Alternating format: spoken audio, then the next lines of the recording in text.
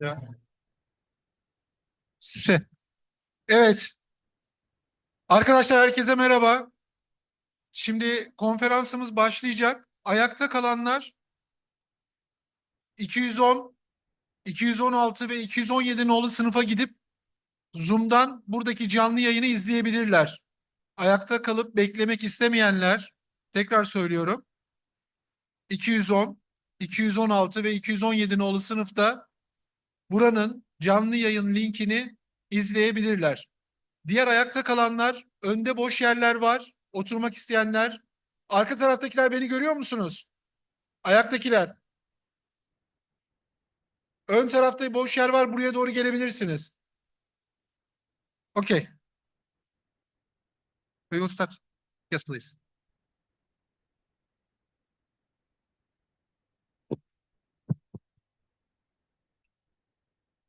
Good afternoon. I hope that you'll bear with me because I've been talking nonstop for the last 2.5 days, and there's not much of my voice left. So it would be helpful if you could uh, give us an attention. This has been a wonderful experience for us in coming to Stynia University, sharing our thoughts with you and our colleagues, and more than 1,000 people online around the world.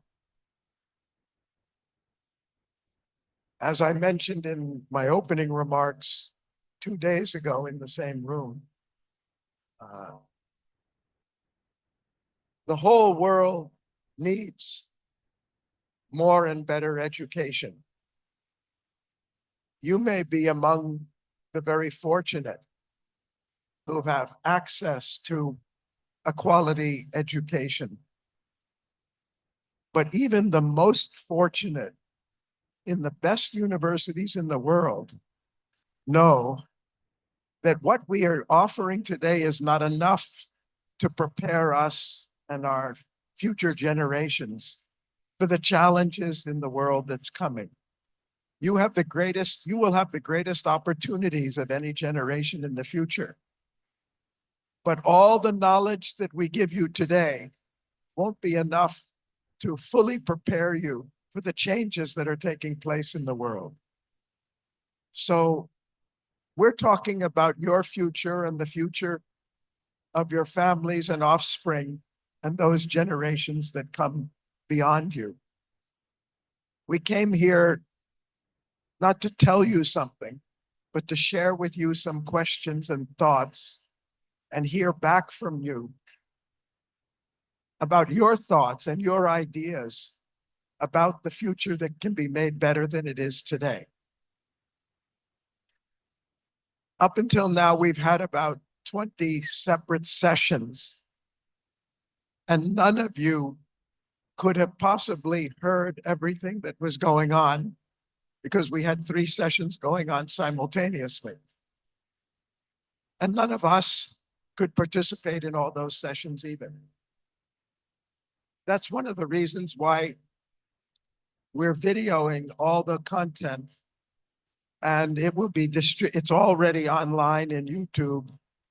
But as we edit the content, it'll be distributed out to all who are registered for the next 2 months. So that if you miss something and you want to hear it again, or you simply couldn't hear it at all, and somebody went to a session they said was really good and you weren't there, you'll have that opportunity. That's what we can offer from our side. But you can offer an equally great value to us by telling us what you think, telling us what you doubt, telling us what you wonder, telling us what you want, and what you think we need, we meaning the world, as we go forward, the questions that are unanswered. We need your inputs. We need your feedback. That's why we've come here, so we can interact with you. Now, after 2 days and about 20 sessions, this session is kind of a very concise summary of what we think are some of the many important issues that have been discussed and viewpoints that we've been studying over a 10-year period.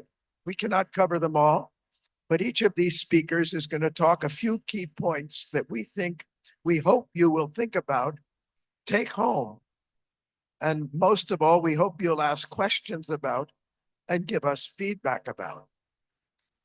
So after this session, we're going to break up into 4 parallel sessions, one represented by each of my 4 colleagues here. One to talk about what should be the future pedagogy, what should be the future way of teaching and learning that will make it much more effective for you and future generations.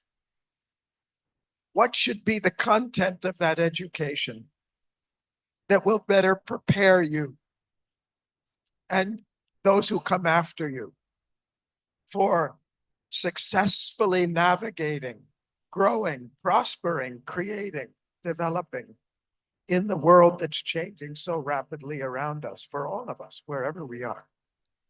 So what should be the curriculum? How should it be changed?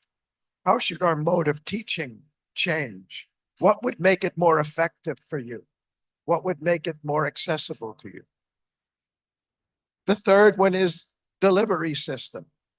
The traditional delivery system in education has been going back more than 1,000 years in Italy, first university, somebody who's spent their lifetime collecting knowledge at a time where there are no printed books. They spent a lifetime collecting knowledge, and we as students get the privilege to listen to them for as long as they can talk until they lose their voice. And we write down and try to memorize what they said because they're the wise men. That was 500 years before we had the printing press. We've progressed a long way since then, because once books were available, we could not only listen to a professor who's spent his lifetime getting knowledge, but we could read the books of so many people and expand our knowledge inside the university and outside.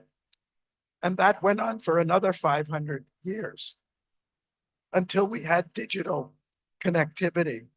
And the whole library of the whole universe is available to us, records going back thousands of years. So we don't have to buy all those books, and they're not expensive printed books. But today, all of that's not enough.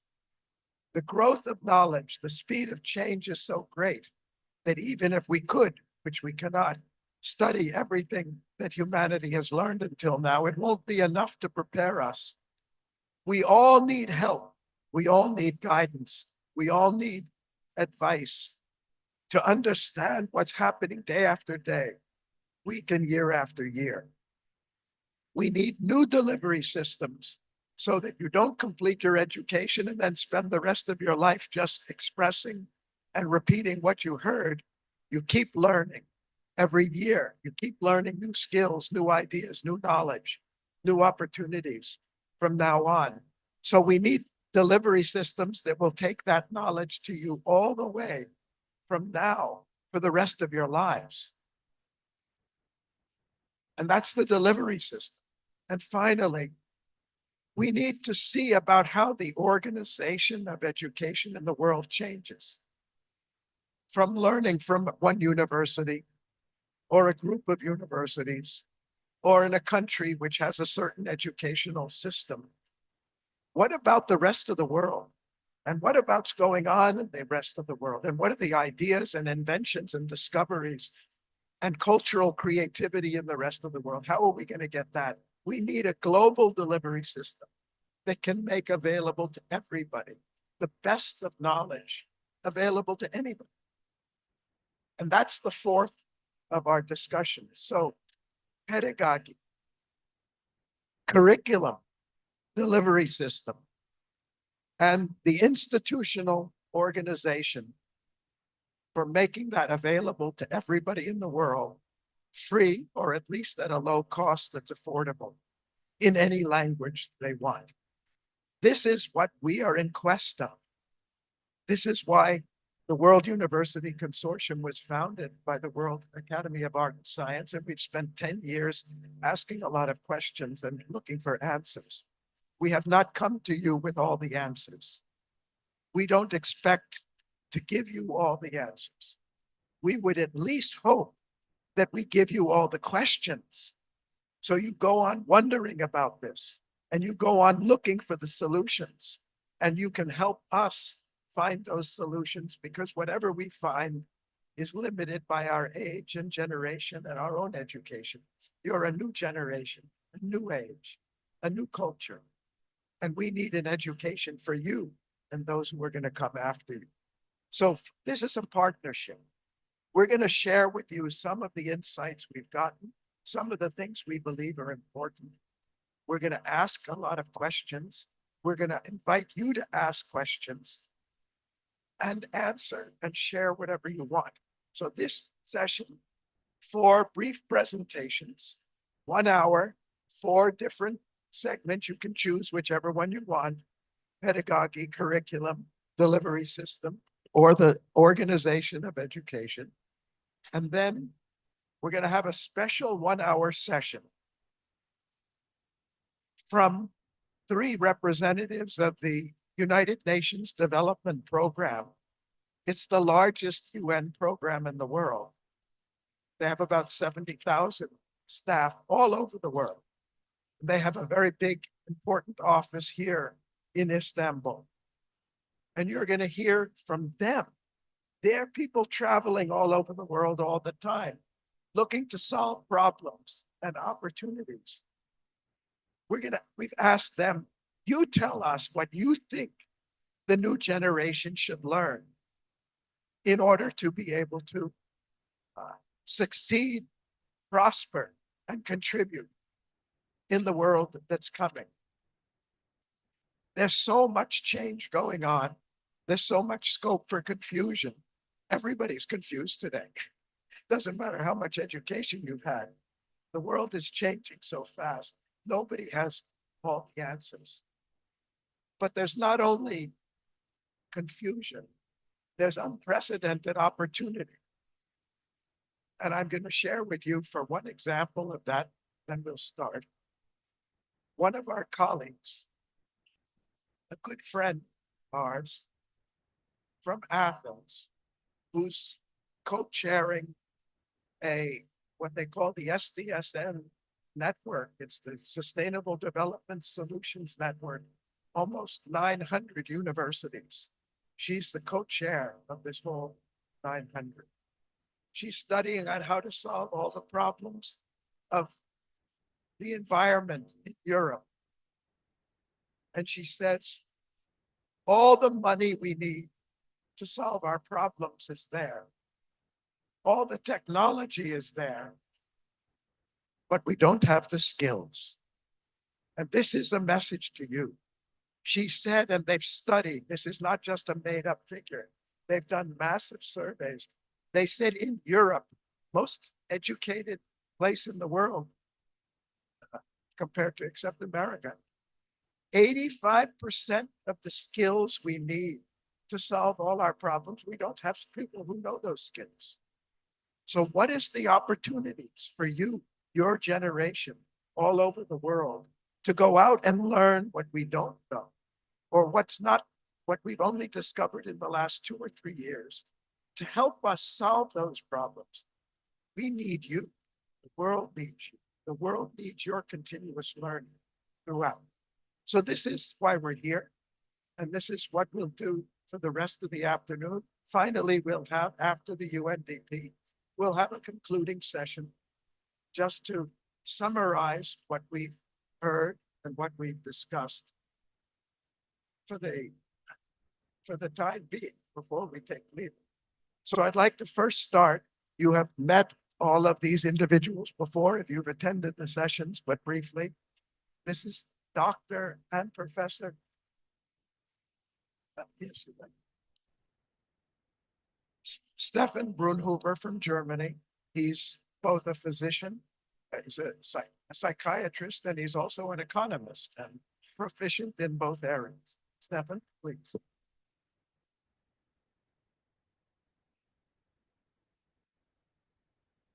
They can't hear you.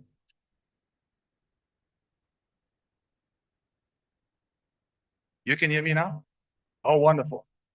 I mean, as Gary said it already, you know, education starts with an aesthetic experience, with the experience of a wonder, of a question, of an intuition. If we remain with the logical conclusions, it remains boring. I'm constantly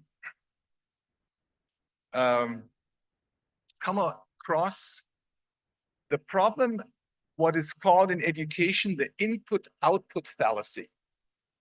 We put more and more money into the educational system. OECD countries, for example, tripled their input into the system, but the output is rather declining than increasing. And the question is, how can we change that? For example,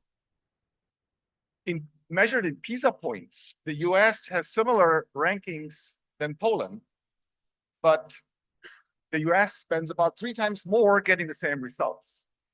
Brazil has the same spendings than Finland, but Finland has about 100 PISA points more than Brazil. So there is an input-output fallacy we should address. And one way to address it is that we increase the amount of curricula we are creating. Gary mentioned it, about 1,000 years ago, we started with 10 disciplines. Now in the 21st century, we have 1,100 disciplines and subdisciplines. And we create another 500 of them. Does that really increase the output? Maybe we do something wrong in the way we treat ourselves in order to get that input into our brain and create the right output.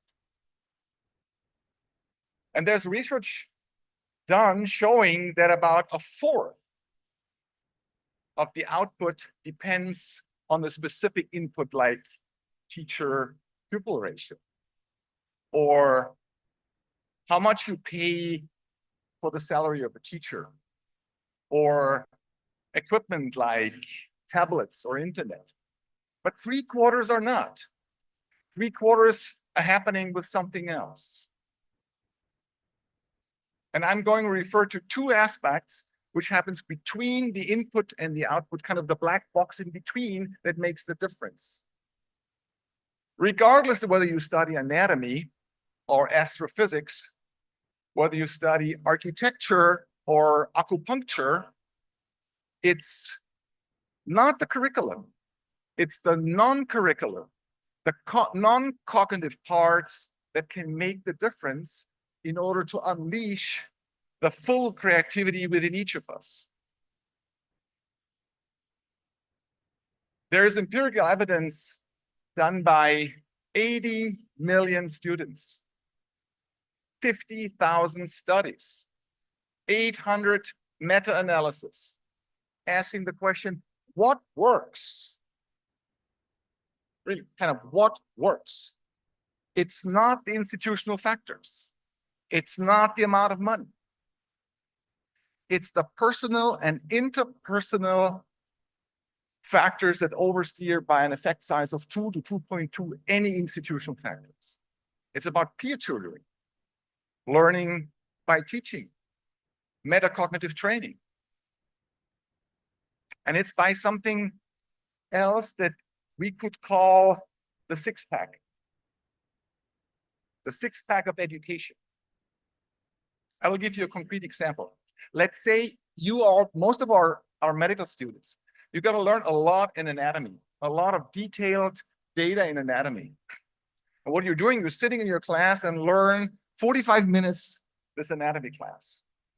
It is, relatively speaking, inefficient and doesn't unleash the full creativity. You know how you should start?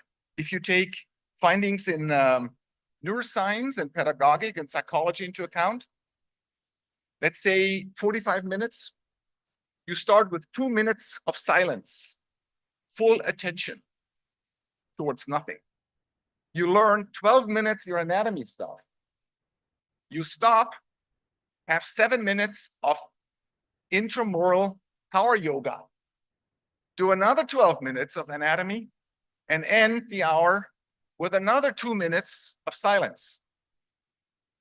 And if you enlarge this into the question how to unleash the full creativity in each of you, it is not about having a specific talent. It's not about having fun or being happy. It's about unleashing what's within you. The way you have to learn is multisensoric learning. You got to get the right diet. If you eat the wrong stuff, your brain is not operating properly. You need the right exercise, yoga and others. You need the right rest and sleep and restorative sleep at night. No iPhone. You need analog social support. And with this six-pack, you can unleash the full potentials that are within you, regardless whether you study acupuncture, anatomy, or anything else. Isn't it exciting? There is this Nobel Prize winner, Max Delbrück, who was quoted with the sentence, humans can change the world more than Caesar or Hannibal by sitting in a corner and thinking properly. This is what education is all about. It's not about fulfilling credit points. It's about unleashing what Germans call Bildung.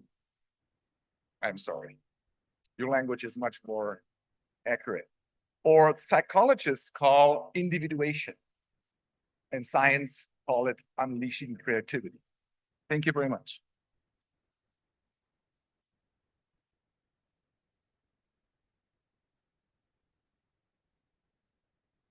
You'll have time in the next section for questions and comments on what you've heard. Now I'd like to introduce Amanda Ellis. I should call her ambassador. We don't anymore, but we should.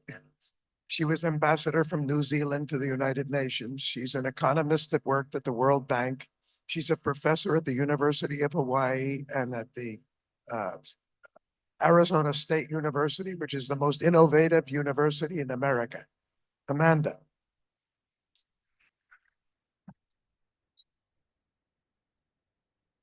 Teşekkür ederim. Thank you so much. Istanye University, you are incredible. I have had the privilege of meeting some amazing students in the short time that we've been here. The organization has been fantastic. We are so grateful to be here with you and to have this opportunity to exchange. I would like to begin with a formal greeting in the Indigenous language of my birth island, Aotearoa, New Zealand. E ngā mana, e ngā reo, e ngā rangatiratanga. This recognizes you all as leaders, as chiefs, rangatira. And as Gary said, the world needs you. Tēnā koutou, tēnā koutou, tēnā koutou katoa. In this Indigenous greeting, we always repeat 3 times. Once for the ancestors who have come before, but whose spirit is always with us. Once for all of us present in the room who are agents of change. And finally, and most importantly, for the future generations to whom we bear great responsibility. And that is why I want to talk to you today about the critical importance of including sustainability and climate in the formal curriculum. As the United Nations Secretary General recently said, we are on a highway to climate hell with our foot on the accelerator. You all heard about the crisis in Valencia. You've heard about the crises globally. You've experienced some of the hottest summers on record recently. And as Gary so eloquently said, we have the money, we have the technology. What we need is both skills and, with that knowledge, skills, the willpower for change. I'm very privileged now to work at what is the most innovative university in the United States, #1 for innovation for the past 10 years in a row, ahead of Stanford and MIT, and perhaps some of the better known universities. Arizona State University requires every one of our 181,000 students to do a sustainability module. It is compulsory. You cannot graduate without it. And recently, our president, Michael Crow, was named one of Time Magazine's top 100 leaders for that very reason. We had a fantastic group of medical students in our small session yesterday, and the former Minister of Climate from Ireland asked the question, how many of you medical students have sustainability or climate in your curriculum? And the answer was 0. And he pointed out that, in fact, because of the increasing problems with pollution from fossil fuels, that is an important part of medical knowledge and practice. So this knowledge is critical for all of us. And the good news is that the OECD, the Organization for Economic Cooperation and Development, where many, many years ago I was a young economist, has now included in its PISA standards, which are the International Student Assessment Standards. By 2028, it will be compulsory for sustainability and climate awareness to be reported on by all OECD countries, in addition to literacy and numeracy. So there is a growing awareness about the importance of this. We talk also about the importance of skills, and we include internships as part of our curriculum. Very practical. We also include mentoring and menteeship. So you can both be a mentor and be mentored. And this is a lifelong practice that we hope will grow out of curriculum and be part of your lifelong learning. Now that we have artificial intelligence, AI, and online, we have around a quarter of our students learning online or hybrid. And we have partnered, for example, with big groups like Starbucks, if you drink Starbucks coffee, so that a barista can continue their education fully paid for in a hybrid format. So learning becomes lifelong. It's what we call K, standing for kindergarten, K through grade. And on our campus, we now have a retirement village where people who are committed to lifelong learning come, retire, and take classes at the university, as well as mentoring young people. So this commitment to lifelong learning is truly a lifelong commitment. I would like to finish with something very practical and inspired by the former speaker. I'm a yoga teacher with Deepak Chopra, and as he said, we should all be doing some yoga. So while you're sitting in your seats, I would like to finish our session with some chair yoga. We are going to salute heaven and earth. So I'd like everybody to bring your hands together in a salute to the sun and raise up above. Open your palms to the heavens and thank everybody for how brilliant Istanbul University is. And thank you, Gary, for the World Academy of Art and Science. Bring your hands together And that energy you can feel in the room from everybody, bring down into your heart center. Teşekkür ederim.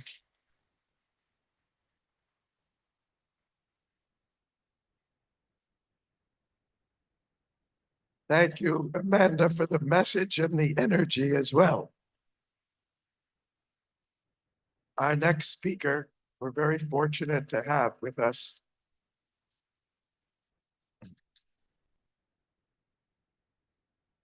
Ralph Wolf, for many years, presided over the, okay, I followed the order here, so we'll, whatever you prefer, we'll go then. Pavel, I'll take you then. Pavel Luksha is an educator in business leadership, business management, innovation, originally from Russia, now living in Serbia, and has traveled all the world working. He's the founder of the Global Education Futures, GEF, and a founding member of the World University Consortium, and a longtime fellow of the World Academy. And Pavel is never satisfied with the answers we come up with or the solutions. He's always looking for something better because he knows that education is so important. We can never do enough of it, and we can never get it perfect. We've got so much to learn, and he wants us all to learn. Pavel? İyi günler. Good afternoon. So one of things that we are trying to understand here is not only how to improve the system that already is here, but to see what kind of system arises. And if we think about one critical disruption to education that happens right now, perhaps the first word will be artificial intelligence. And when we talk about the delivery, the idea of transferring knowledge from past generations to future generations, from those who know to those who don't know yet, we definitely see that artificial intelligence is the key disruptor, because what it does, it actually summarizes all of the knowledge we have, it integrates it, and it can present this knowledge according to your personal current level of understanding, your current level of demand, your precise questions that you might have. So if we think about the future of delivery system, the first answer will be yes, it will be very personalized and artificial intelligence based. On top of that, we probably won't see much only of what is happening in universities like this. One too many lectures where one professor or one lecturer stands in front of the audience, but we will see an opportunity for each of you and your next generation to learn from many experts, groups of experts, groups of peers, and so on, to learn from these expert systems and to share this knowledge in global networks. We will see the rise of what we can call live textbooks. So if we think about textbooks that are there now, these textbooks have been printed a few years ago. They still contain some truth, but they probably have not been updated. Can you think of a textbook that is constantly updated, constantly relevant in its knowledge, with all the recent discoveries? So that is what we are facing already now. And the book that adapts to your needs, to your questions, to your context, learns with you. So that's one part of the story, where we have a delivery system that is very flexible, much more flexible than it used to be. But it also, of course, puts the question of what will be the role of teachers. Will the teachers be, as they used to be, the holders of knowledge that transfer this knowledge into next generations? So that, and is that way of learning the best way of learning for each of us?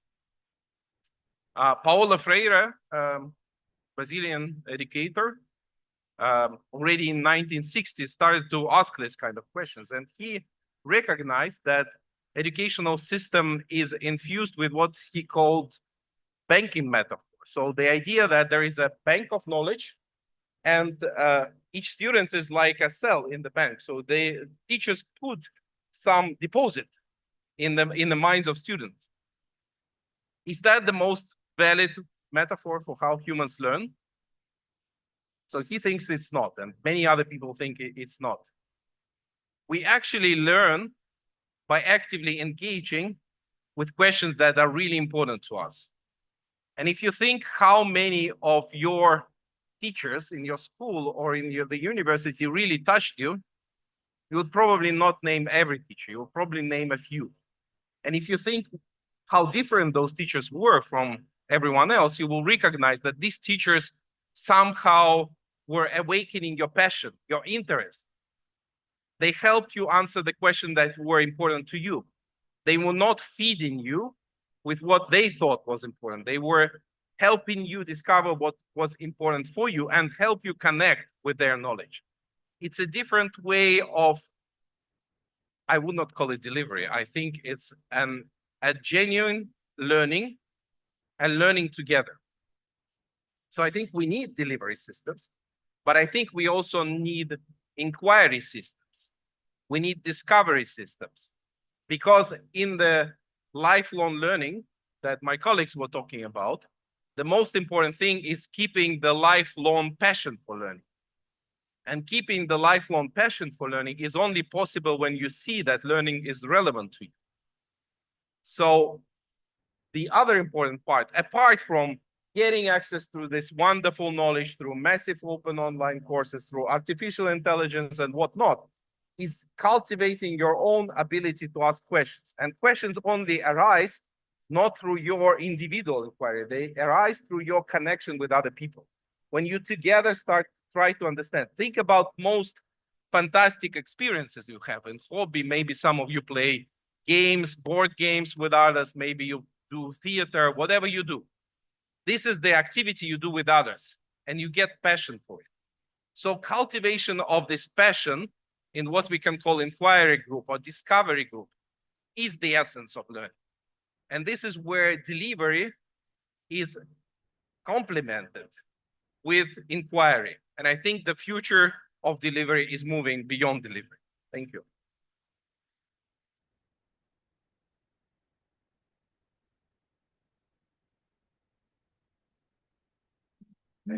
Thank you, Pavel.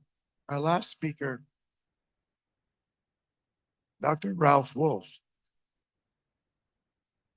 Ralph has presided over the certification of some of the leading universities in the United States. That was his job as the head of the organization called WASC, to go into the best universities, evaluate them, see how they could do better, and help others to acquire the same standards of education. And Ralph's a very important person for us because he keeps telling us that the best isn't good enough. And everybody deserves the best. And that means all of us need to be improving, not just in Western or United States, but all over the world. And that's why we're here. Ralph.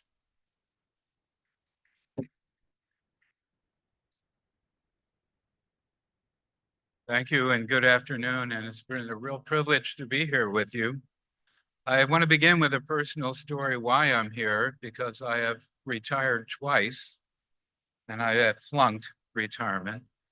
I'm here because my daughter came to visit me a couple of years ago. And I have two grandchildren, one who is going to soon turn 14, sorry, and no, 15. And 10, I have to get that right when I go home. And 10, and she said to me, "You're leaving us a world that's much worse than the one you grew up in. And what are you doing about it?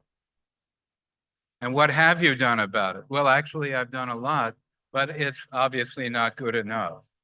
And I'm here to repair and to work for the future of all of you, but also my grandchildren. And so it's really important. So I'm going to just talk briefly about 3 words: transformation, collaboration, and certification.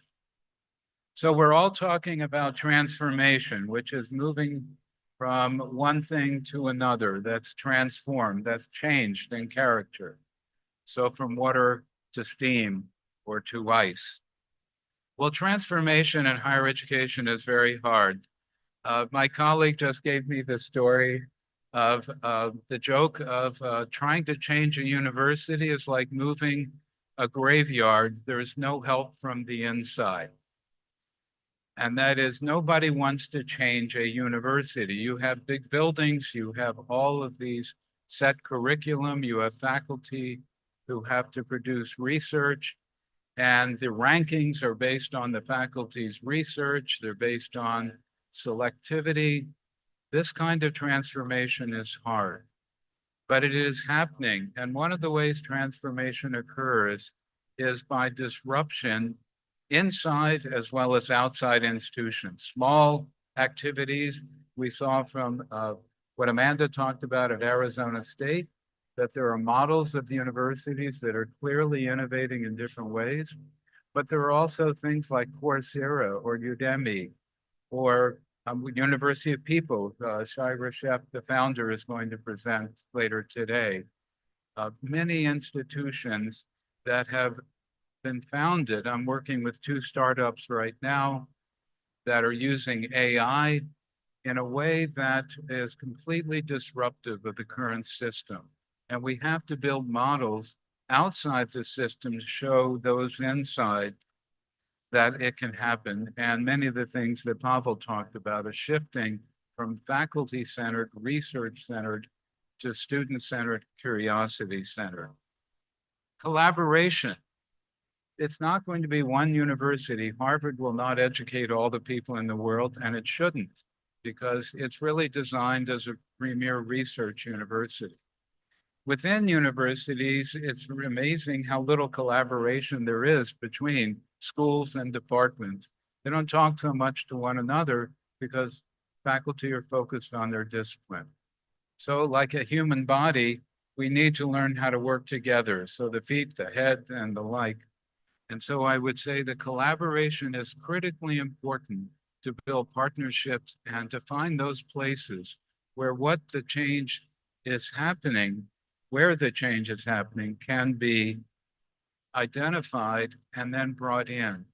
It is often said that change in higher education most often occurs by emulation, not by innovation. In other words, learning what some other institution has done. So we'd like to take the best of Estanya and say, what are you doing that we could promote at the World University Consortium and at WASP? And what can we bring from the Black Sea University Network and bring into Estanya and the like? So collaboration and partnerships is critically important to help change occur. And finally, a certification. Regulation and certification of universities is one of the biggest barriers to innovation. I'm often been told we can't do that because we can't meet the medical board's requirements or the accreditation requirements. In Europe, there's something called the registry, that every country needs to have a quality assurance system and it needs to meet the standards. Well, we need to redefine the standards of what is quality. And as we get forward and move forward with artificial intelligence, I envision a world in which much of the grading of your exams is going to be done by an AI agent. Already there are institutions, I don't know if you have a chatbot here, where if you have a question, you call up and you don't talk to a human. You interact with a chatbot. At Georgia Tech University, they developed 12 sections of a computer science course. 11 had a student assistant, and the 12th was a trained chatbot. It was the chatbot that was found to be most popular with students. gave the right answer more times than a human being, we're going to increasingly find these kinds of situations. So let me say that the biggest transformation is going to redefine what it means to be human for the future.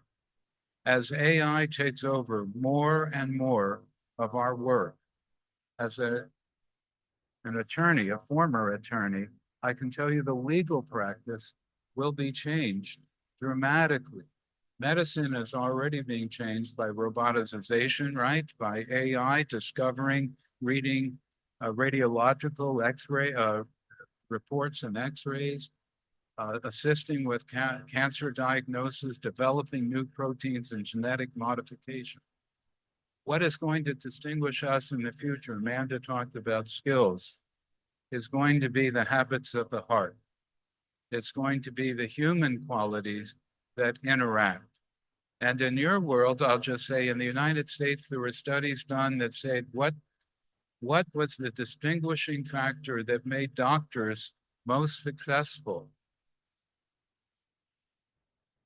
Their human connection to their patients, not their technical expertise, but their human connection. So I leave you with, we need to collaborate. We need to build on models that already exist, have the spirit to innovate and break down barriers to certification and regulation, not that they're not of worth, but to permit the kind of innovation and most of all, rediscover what it means to be human and develop that and connect more with the human heart. Thank you very much.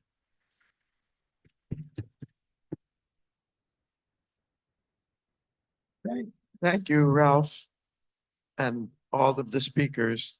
Now they have done their part. Now we want to put you to work. We're going to split up now into 4 sections. Those of you who would like to discuss the future of pedagogy can stay in this room. And Stefan Brunhuber and my associate online, Janani Ramanathan, who's in India, who can come physically, will discuss with you, listen to you, and get thoughts and try to answer questions. Those of you who'd like to discuss about the content of the curriculum, please go with Amanda to class 210 on the 2nd floor, and she and her colleague, Donato Kinniger Pasigli, will interact with you on the importance of what you learn, the content of what you learn, and how it can be made better. Those of you who you want to learn more about the delivery systems, the lifelong delivery systems that Pavel was talking about, please go with him to classroom 216 on the 2nd floor. And he and our colleague, Joe Nurse from the UK, who is actually a doctor, not a nurse, will talk to you about what the future delivery systems can be and how you can take advantage of.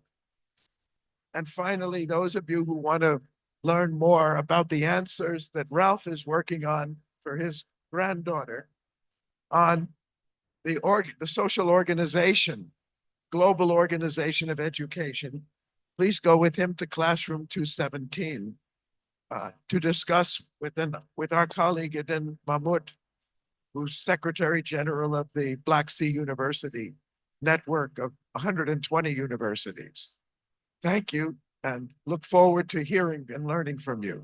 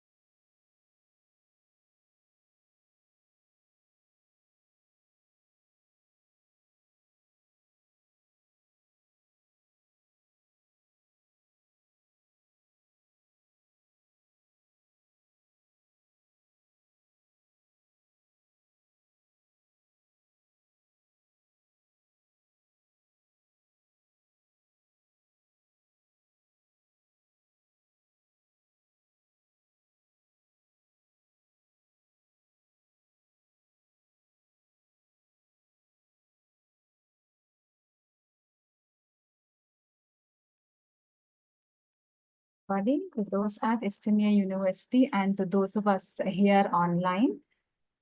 Stefan, please let me know when we can begin.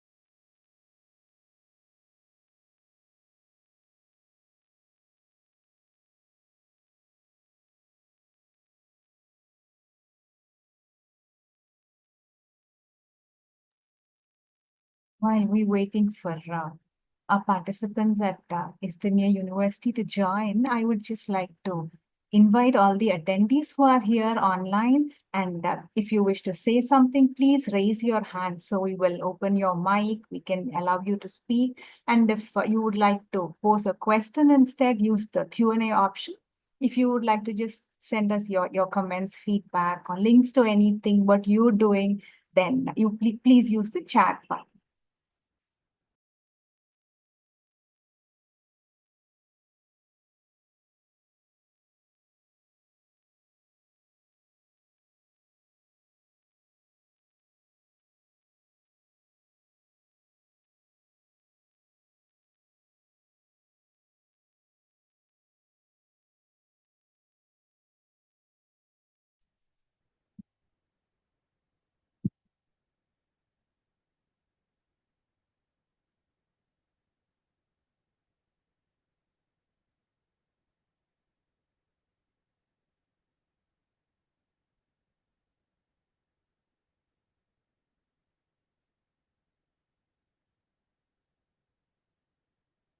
Hello, everybody. Hello, here we go. Okay. Yeah, you are in this session. Yeah, you summarize what we discussed here. Okay.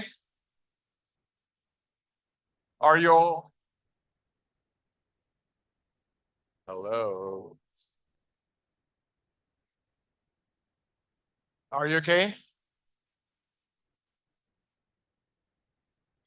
I recommend that for the next 40 minutes, you just shut off your machine. Okay, shut up your iPhone, right? Just for half an hour. So we can because your iPhone is distracting you.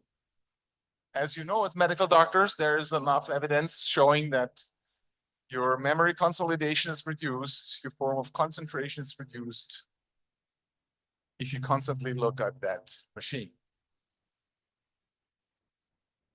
Okay? I would like to discuss with you, regardless whether you are going to become famous neurosurgeons or doing radiology or pediatrics or internal medicine, or going to basic research or clinical research, or doing something outside of the medical realm. So meaning regardless of the curriculum you choose, regardless. And the content you have to digest and process and get familiar with. I would like to discuss with you the six-pack I mentioned. But before I do that, I'm going to introduce Janani. Hello, do you hear me? Yes, Stefan, I do hear. And there's a second speaker, which I don't know your name. I'm sorry, man. Tilakam, sir. Okay, wonderful. So you both are helping me. You both are helping me to get the audience, which are about 100, 120 students here in the room, to get them involved into the question how we can change pedagogic, how we can change the way we are coping with different curriculums. So this session is more interactive, okay? I don't want to speak another hour. I want your feedback. I want your input on the question, how can we unleash the creativity in each of you, regardless to the curriculum? You might know that if you don't sleep in, for example, 8 hours enough, 8 hours per day, your capacity to digest complexity, complex topics is decreasing, especially when you do your night shifts. Okay. Help me. What do you think about the six-pack I mentioned? What do you think about non-curricular, non-cognitive factors like learning by doing or metacognitive training or coming up with qualities like increased resilience?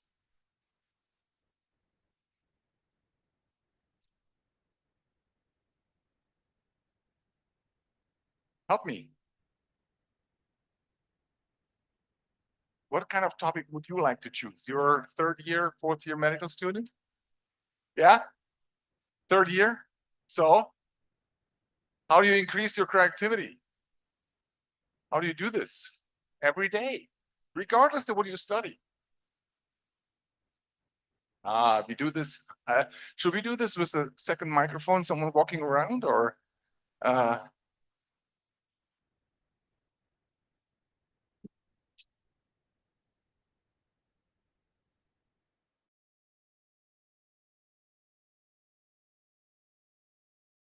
mind making a first input before we get the students involved? Is that okay for you?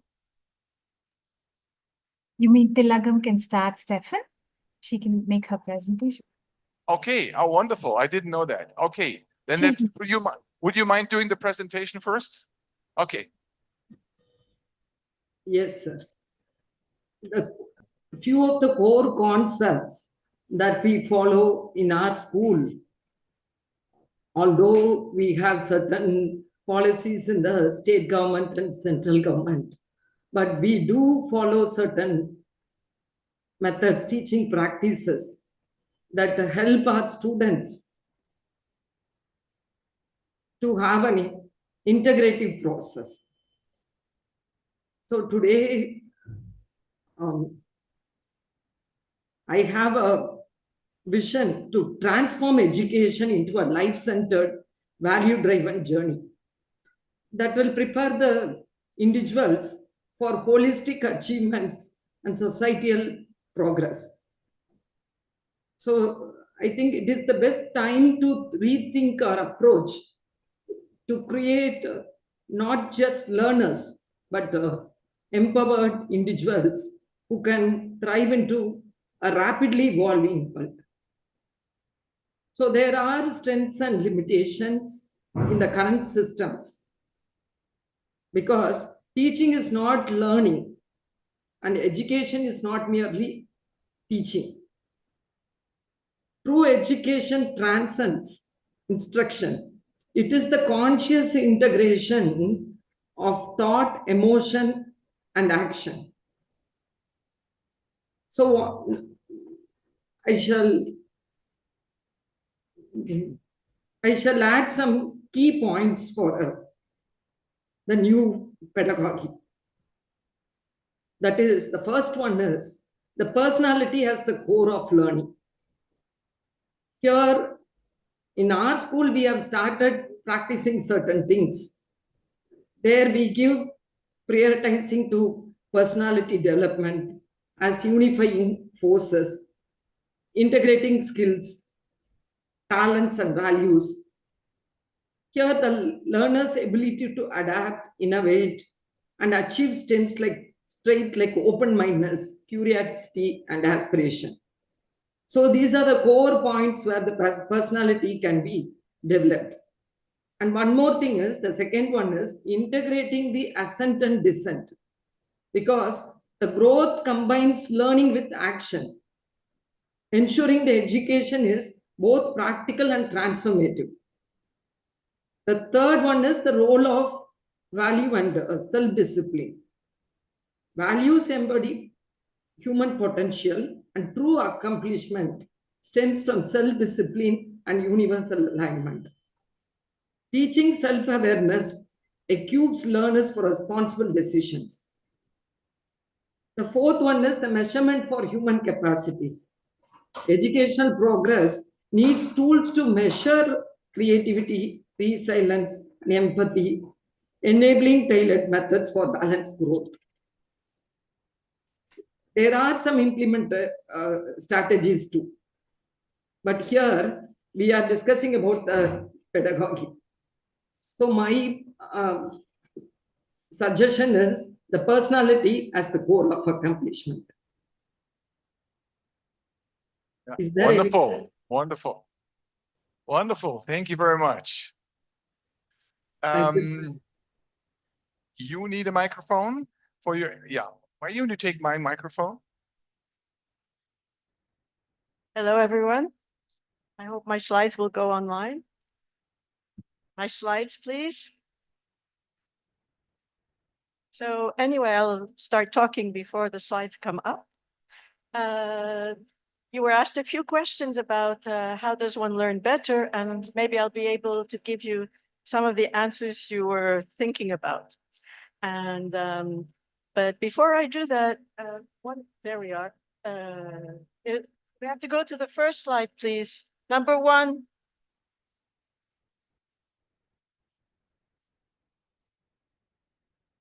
Okay, thank you very much. So I'm the president and founder of an NGO called Graines de Paix, which means grains of peace. And we think about pedagogies all the time for a safer world. Well, yes.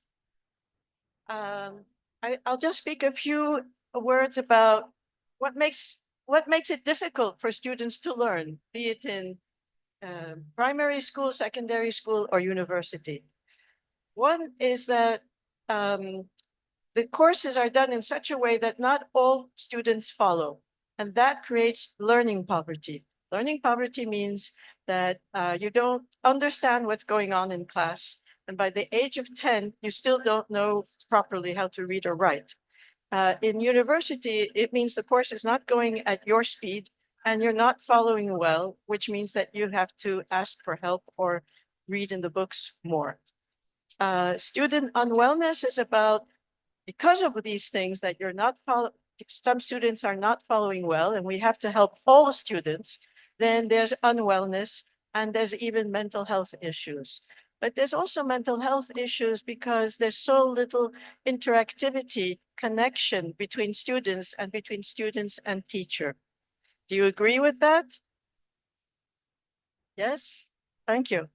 So another thing is that education is so focused on learning facts and academic subjects that it's not focusing on your talents, your other talents, all the facets in your life. And one of this is discernment, how to take a step away from what you're learning and having a judgment, a feeling, an opinion about what you're learning, what you're hearing, and trusting your inside opinion. And then humanus is going down because exactly that. We're not, there's so little connection if we're learning with one teacher speaking, like I'm speaking to you now, and the teacher is just giving the course because there's a lot to give. And so he or she is worried about the time. And in the end, there's no interaction. So you haven't really learned, it's passive. And the whole thing about the future of learning is that it becomes not only active, you're learning, but it's interactive. You're learning through connection. And because of all these factors, violence goes up and we see it. The education systems all over the world have produced in 2 generations a huge level of violence. All of these bring the subject of this whole meeting organized by the World Academy of Art and Science, which is that it develops human insecurity. But no one thinks about this. Even you don't think about this, but teachers don't think about it. Ministries, the education ministries don't always realize, except perhaps the top person, because he's in contact, the minister himself is in contact with his colleagues, other ministers, and they talk about the problems of violence in their country. So there are bigger issues in education than just how education is done. And we lack a systemic view of education that links education with societal issues, including violence and peace, and also environment. And teachers today, we're in just about every country, they're not taught about world issues. They don't study current events. It's not part of the teacher curriculum, and we need to put it in the teacher curriculum.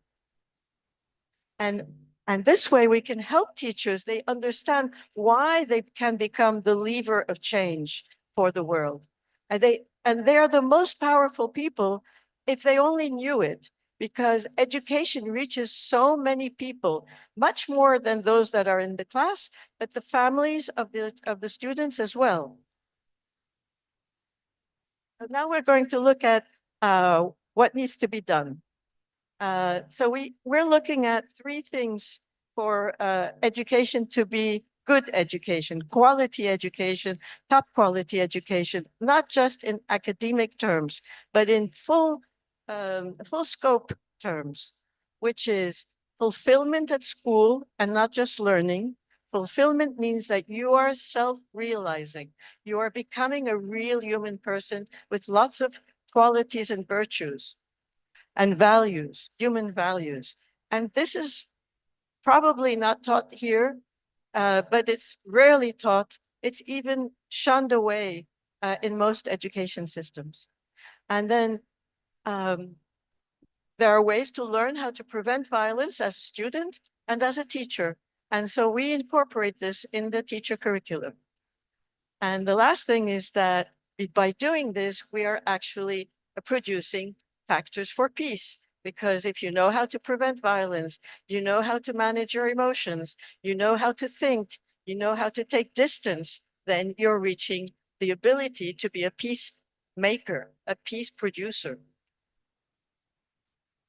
That's our mission, by the way, our official mission.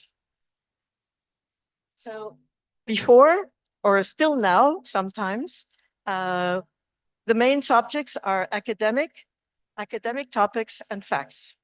And what we're saying is that we need to go beyond that.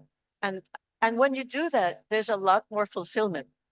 So we teach about emotional intelligence from kindergarten, and many are doing this. We're teaching more than that. We're teaching knowledge of self. Who are we? What are our roots? What is our identity? Do we have multiple identities? Of course we do. And what are the human values that build up life skills, life competencies? Are you is respect important for you? Or do you feel it's not enough like we do? We feel respect is insufficient. We need to reach higher levels, such as consideration, appreciation, empathy between students themselves and teacher and student. We teach violence skills so that there's zero violence in class. And if it's zero violence in class, once you know how to do that, you know how to do that everywhere.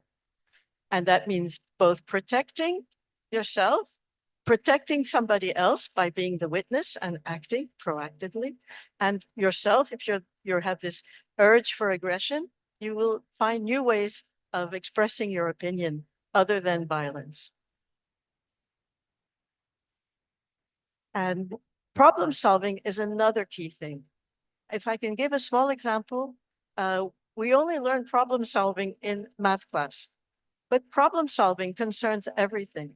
Concerns conflict, it concerns world issues, concerns environment, and the teacher can make this connection between all these forms of problem solving from the earliest age. And by doing that, the students that feel weak in math, the teacher can say, oh, maybe you're weak in math, but you're so good at conflict resolution.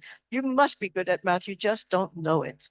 And by doing that, she's putting in the head of the student a little grain, positive grain that says, oh, maybe I have abilities that I don't know about.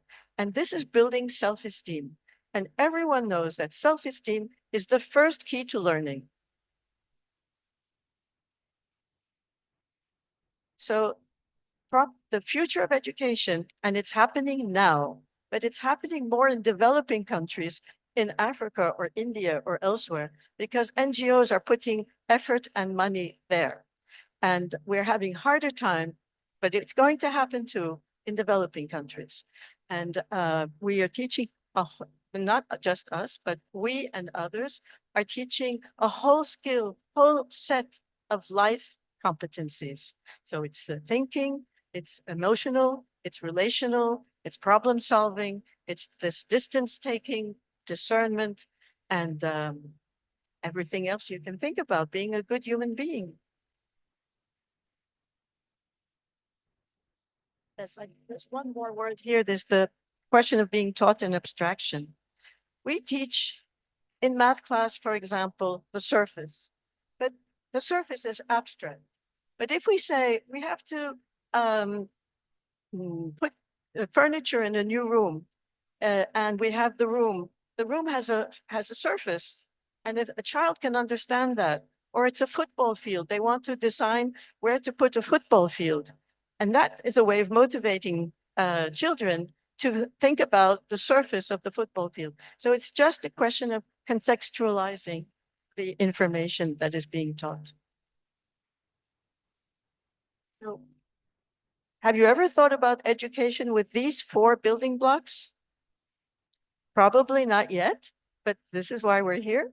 And so teaching style is the way we teach. Are we friendly? Are we firm?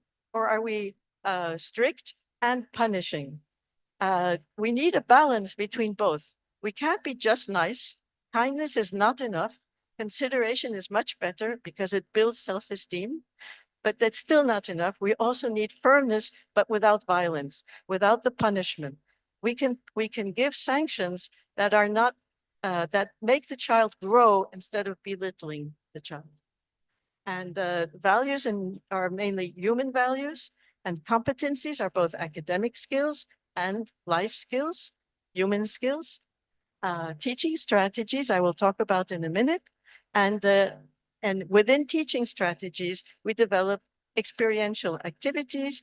This is happening in this university because as I walked past the rooms, I saw that there were microscopes and pieces of bodies, how to learn about it. So you're touching things, and this is experiential learning. But experiential learning is more than that. It's doing it with others so that you're experiencing emotions as you're studying. So before, I will stand like this, so I'm looking at both you and the slides.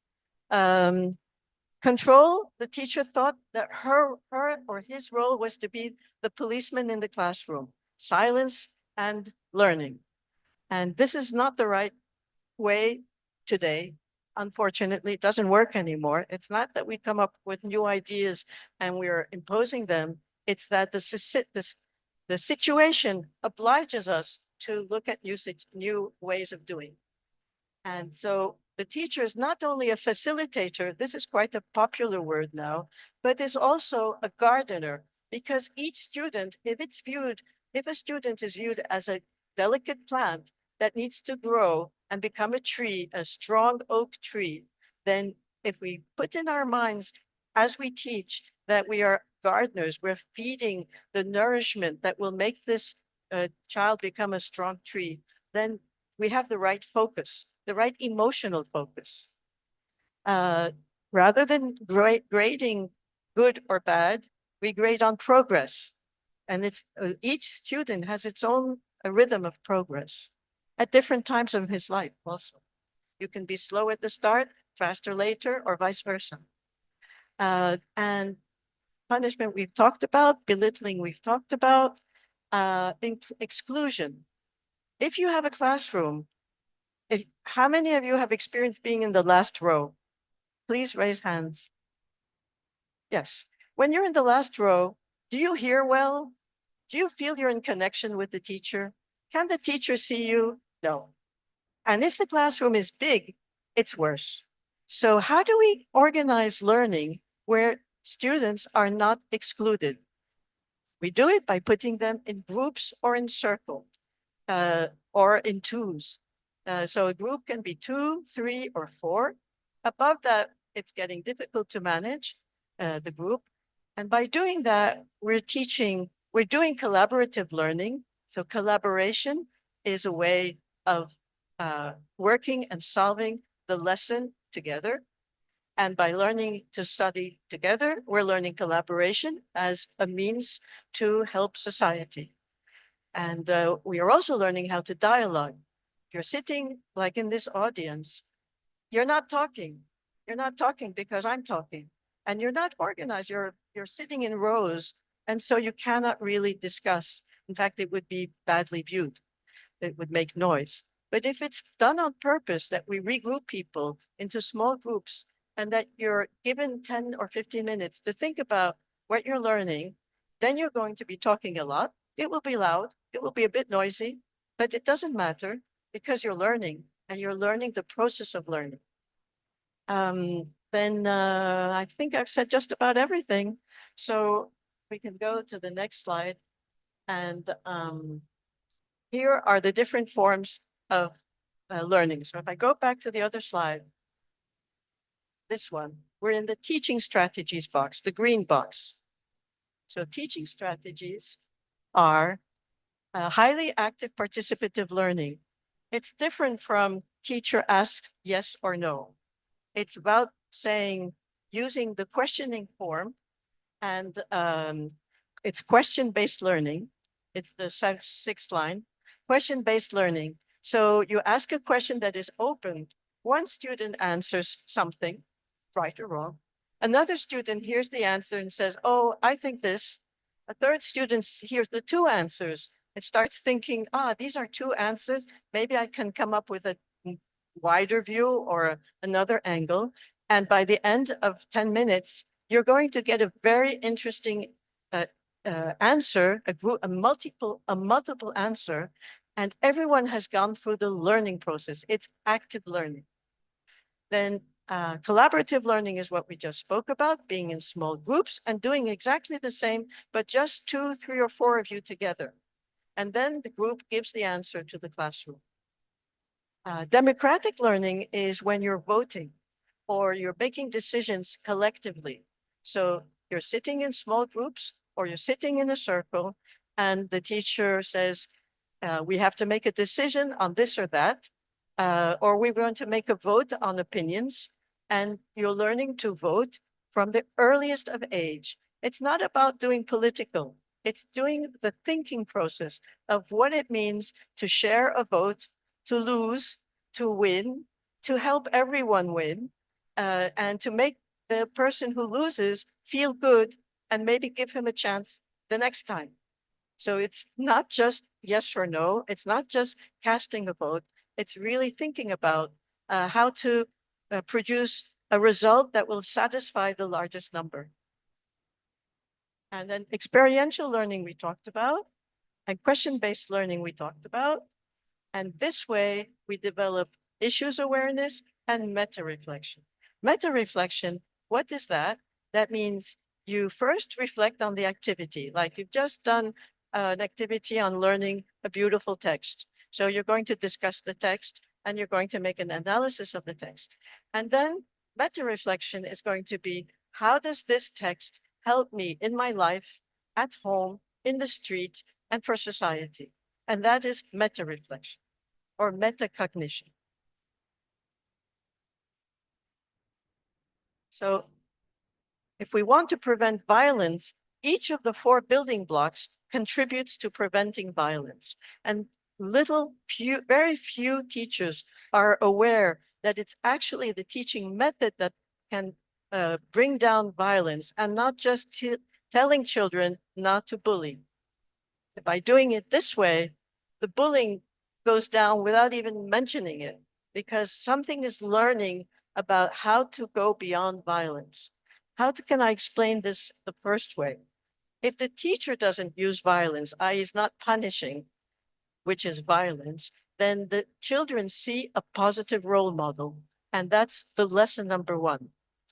If we are learning about group learning in the green box, then because we're saying things to 3 other kids in the classroom, if we say something nasty, we immediately see that we're hurting the feelings. And we also see that the other 2 kids have seen that we've hurt the feelings of the other. So we're learning to manage emotions of everyone, one's own and the others, because we're becoming more aware of them by seeing each other, looking at each other in one's eyes. And I have to go quicker, I think, but when we do it through experiential activities, we actually do role plays on violent situations, bullying or other, and we learn how to develop peace reflexes as a means to calm down reflexes of violence.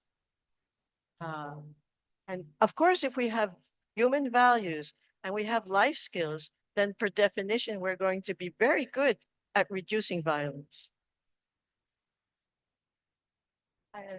I put a slide on the cost of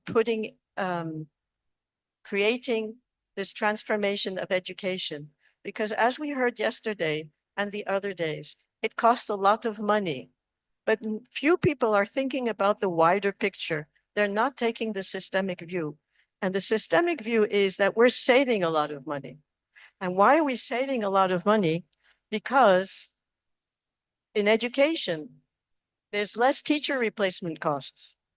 That's a major cost, let's say, in developing countries. There's less absenteeism. It's the same type of cost. In terms of health, there's less burnout, less mental illness, less depression, both from teachers and from students. And the rate right now is very high. Someone mentioned the other day that psychology was the preferred, one of the preferred choices for profession for that reason. So you can read the rest of the list. It's the same. There's savings everywhere, and including for insurance companies. That's it. Thank you very much.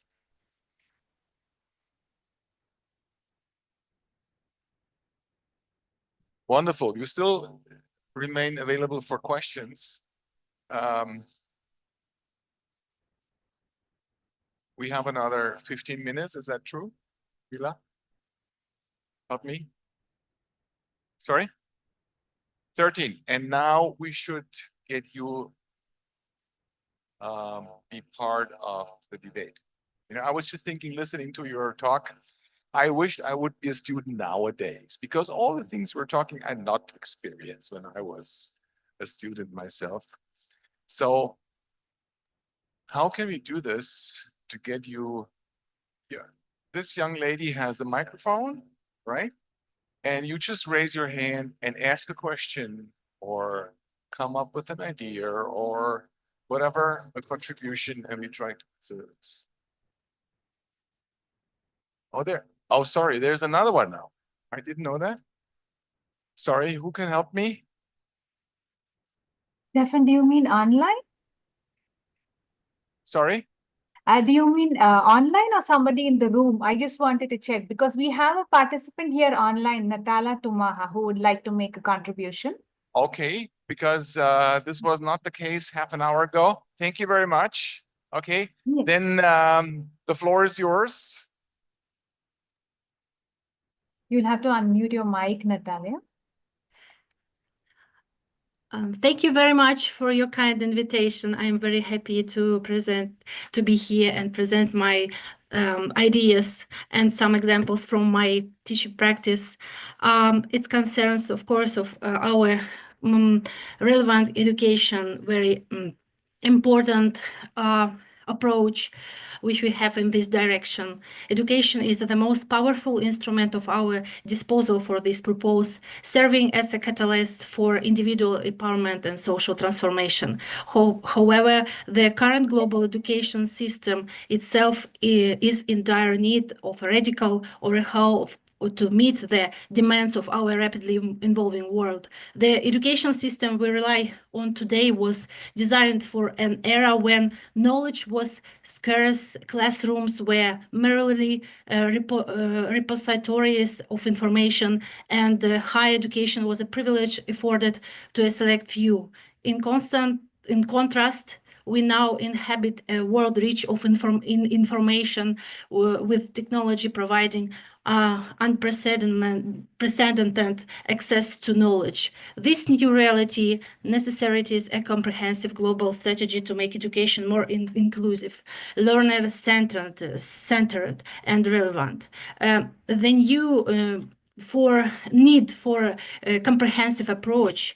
Our fragmented approach to education has left many individuals with fragmented minds, a patchwork of disconnected facts that fail to form a coherent understanding of the world.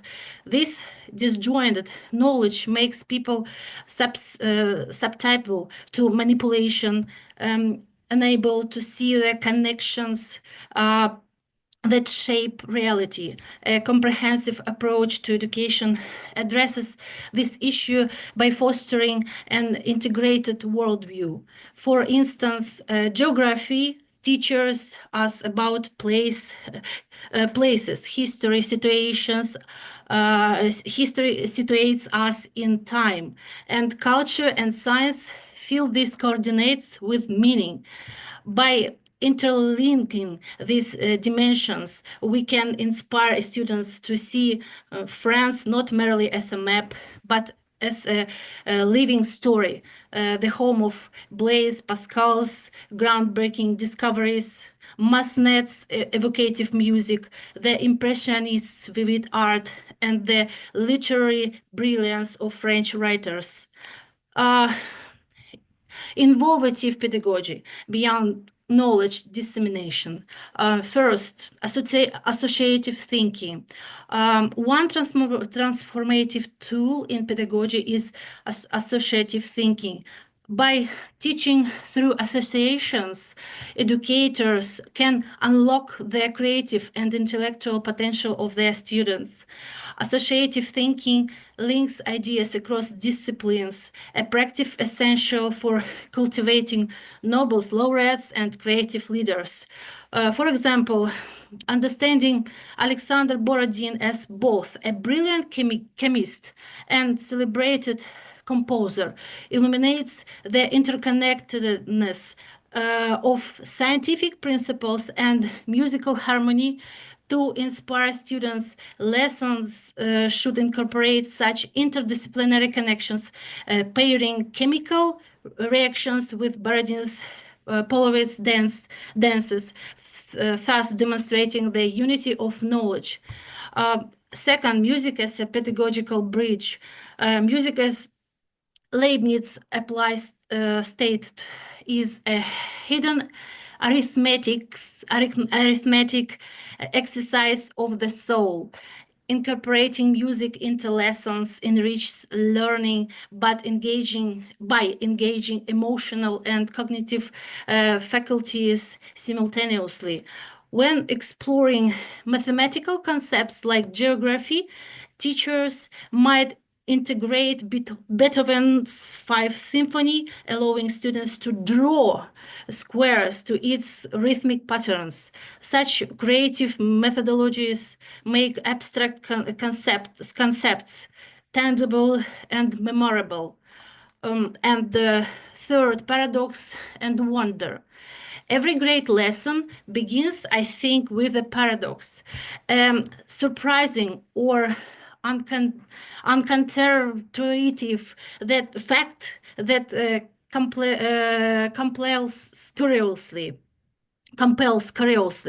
and curiosity. Paradoxical thinking not only captures attention, but also fosters creativity and problem solving. For example, consider the story of Charles Darwin. The great naturalist education is a classical example of contradiction, abandoning natural sciences at the University of Edinburgh.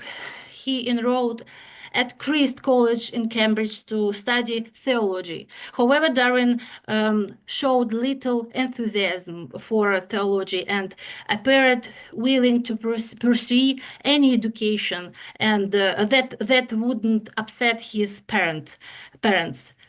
Most of his free time was spent in the woods, hunting or collecting insects for his burgeoning collection. Upon graduating, Darwin had the right to begin pastoral service. If not for the nearly accidental opportunity to join the global voyage of this HMC Beagle, he might have become a typical clergyman with the unusual hobby of collecting beetles. Such stories captivate students, illustrating how unexpected twists in life can lead to groundbreaking discoveries. And of course, humor and positivity. Laughter is a power catalyst of learning, laughter.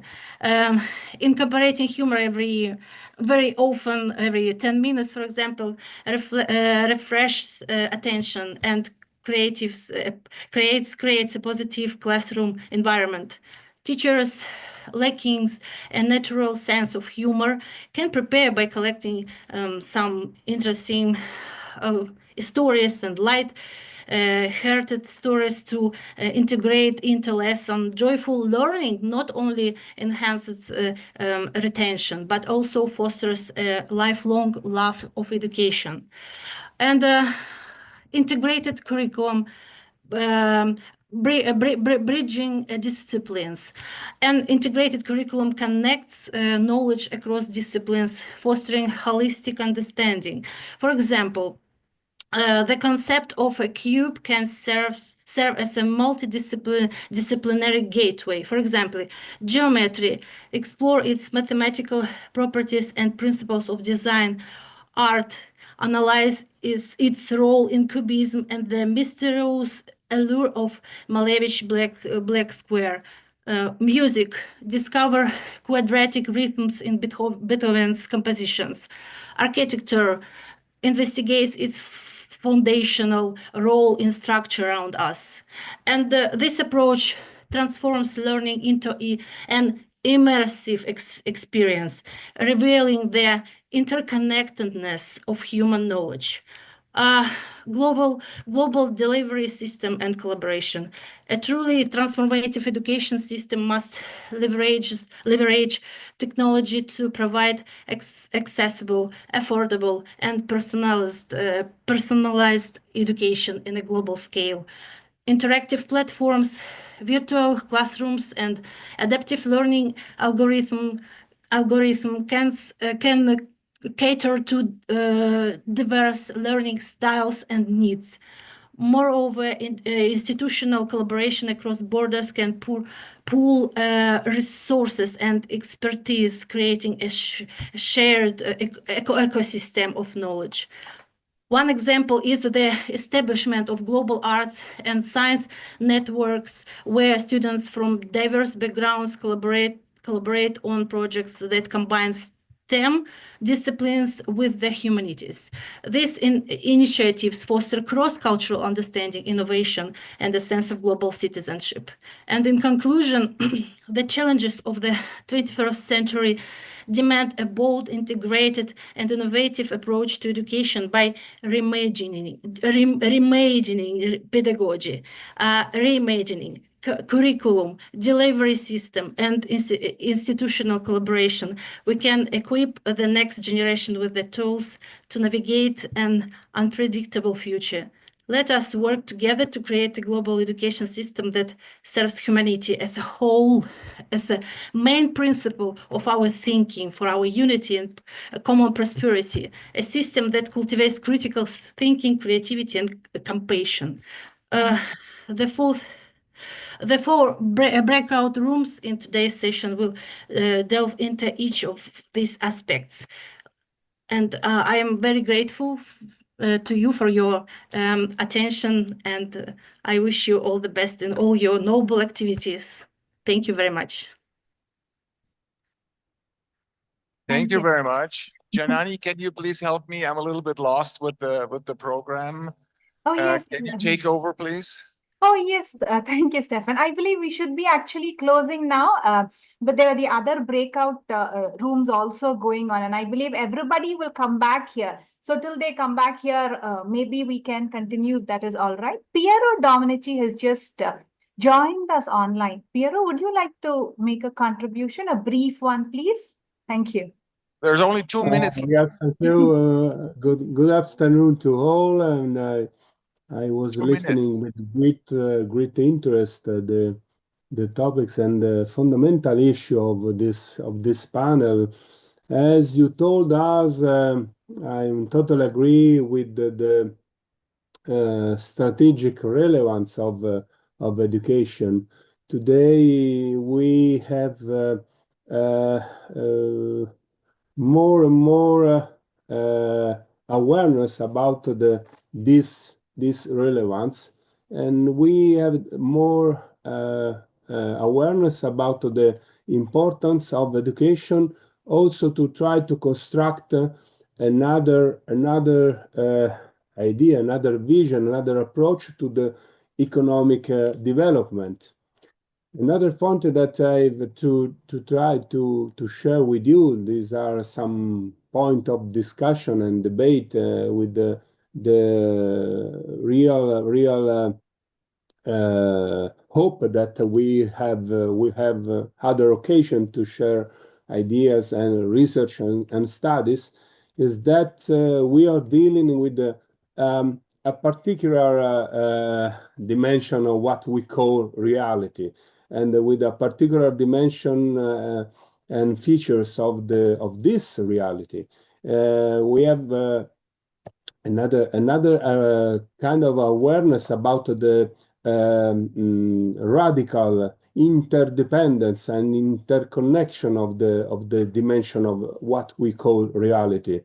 So Okay, we it's- need an incredible challenge, a series of incredible challenges that, in my opinion, not only in my opinion, are first of all and foremost are epistemological and educational challenge. Epistemological Thank you. because Sorry, challenge because yes. sorry. You know, I have a very bad job because I'm responsible for keep the timing and the moderator. We are running out of no time. problem. No. I have a bad job because I have to stop the whole thing.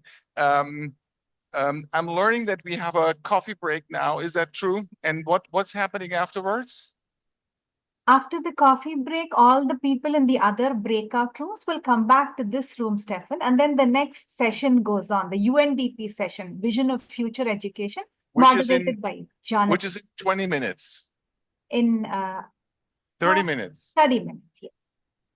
Okay, then we all have a coffee break. Okay, we meet at the coffee lounge and be back in half an hour. So sorry for the colleague. I didn't know how many time it was available for me.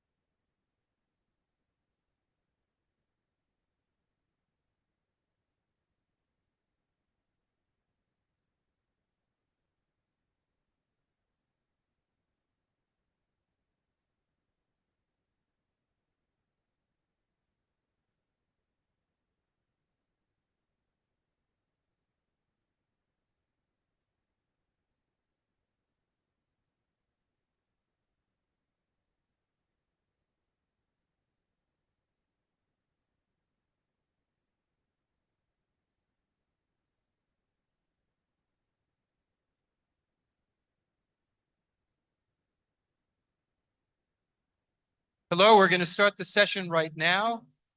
We have one of a very senior, extraordinary United Nations leader with us.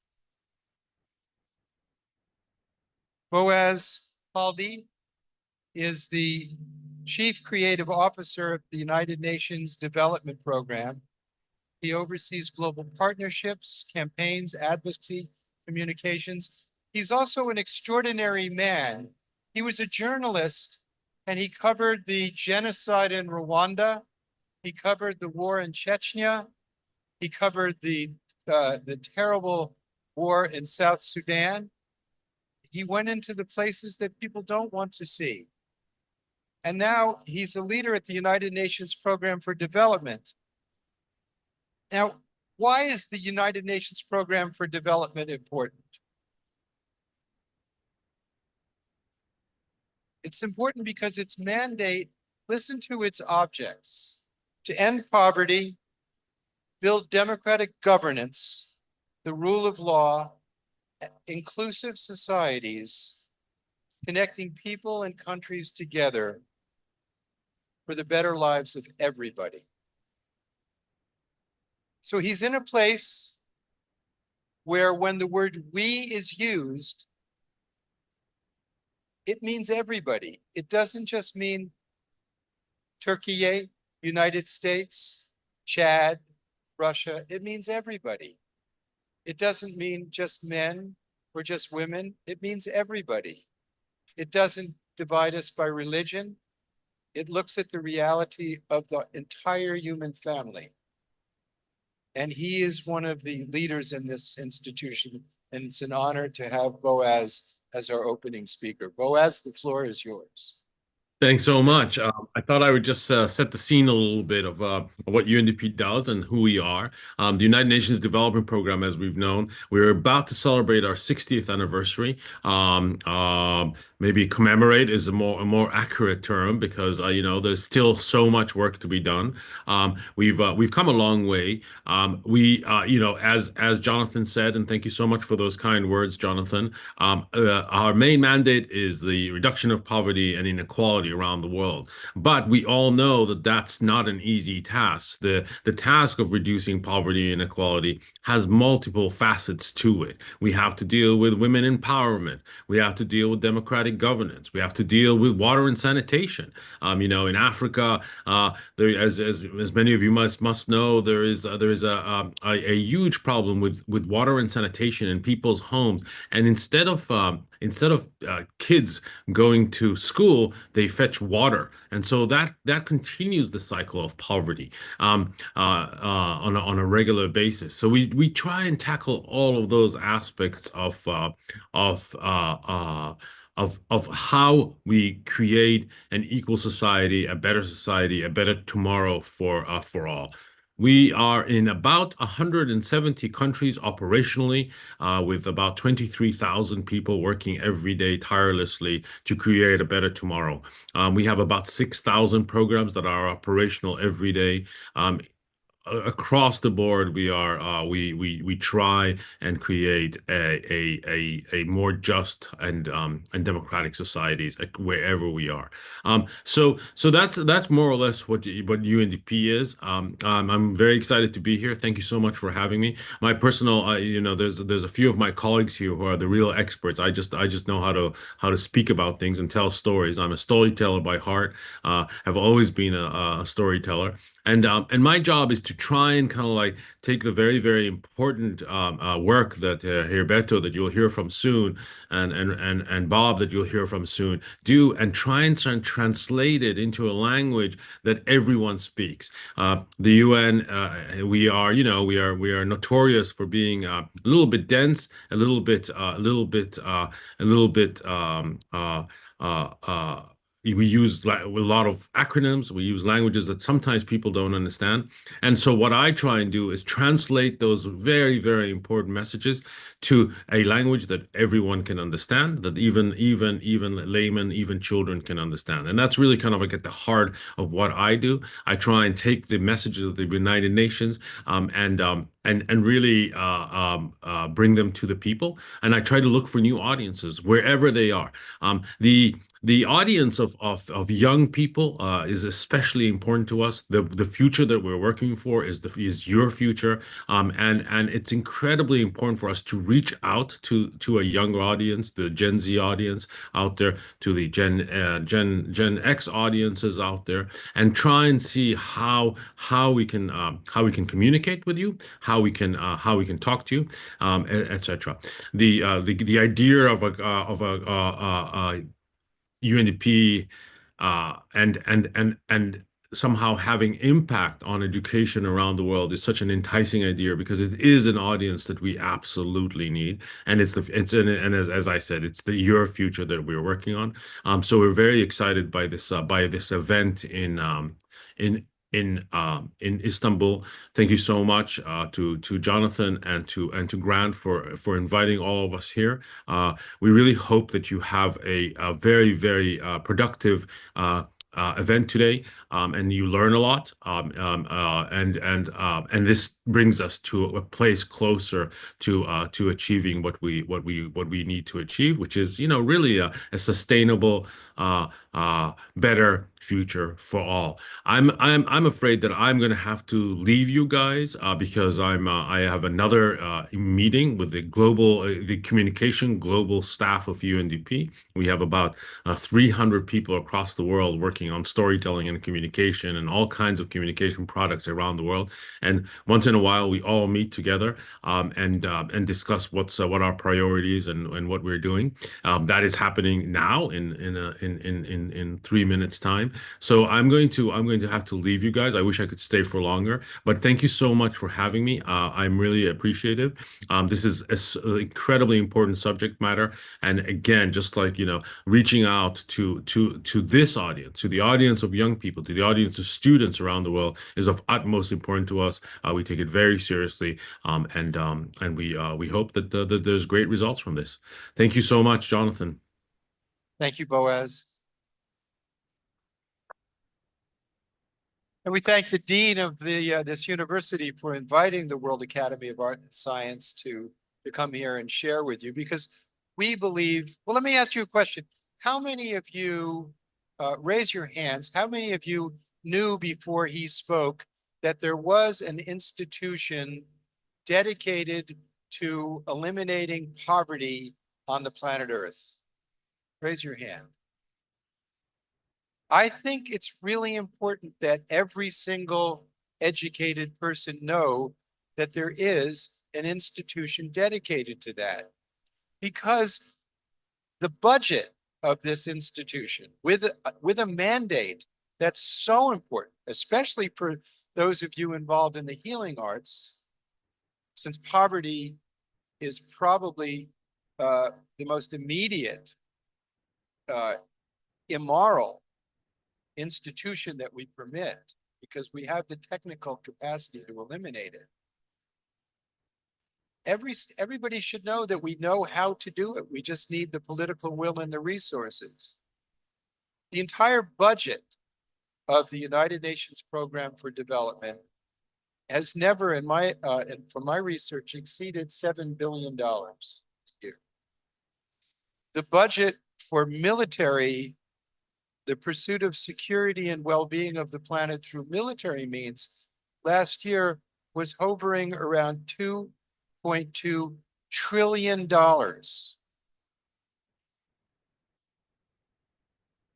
And for so many people, they've already lost the security war because of their poverty.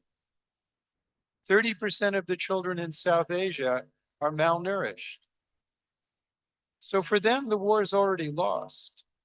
So part of what education has to do is remind us that we have a story in which we have the technical means of eliminating poverty.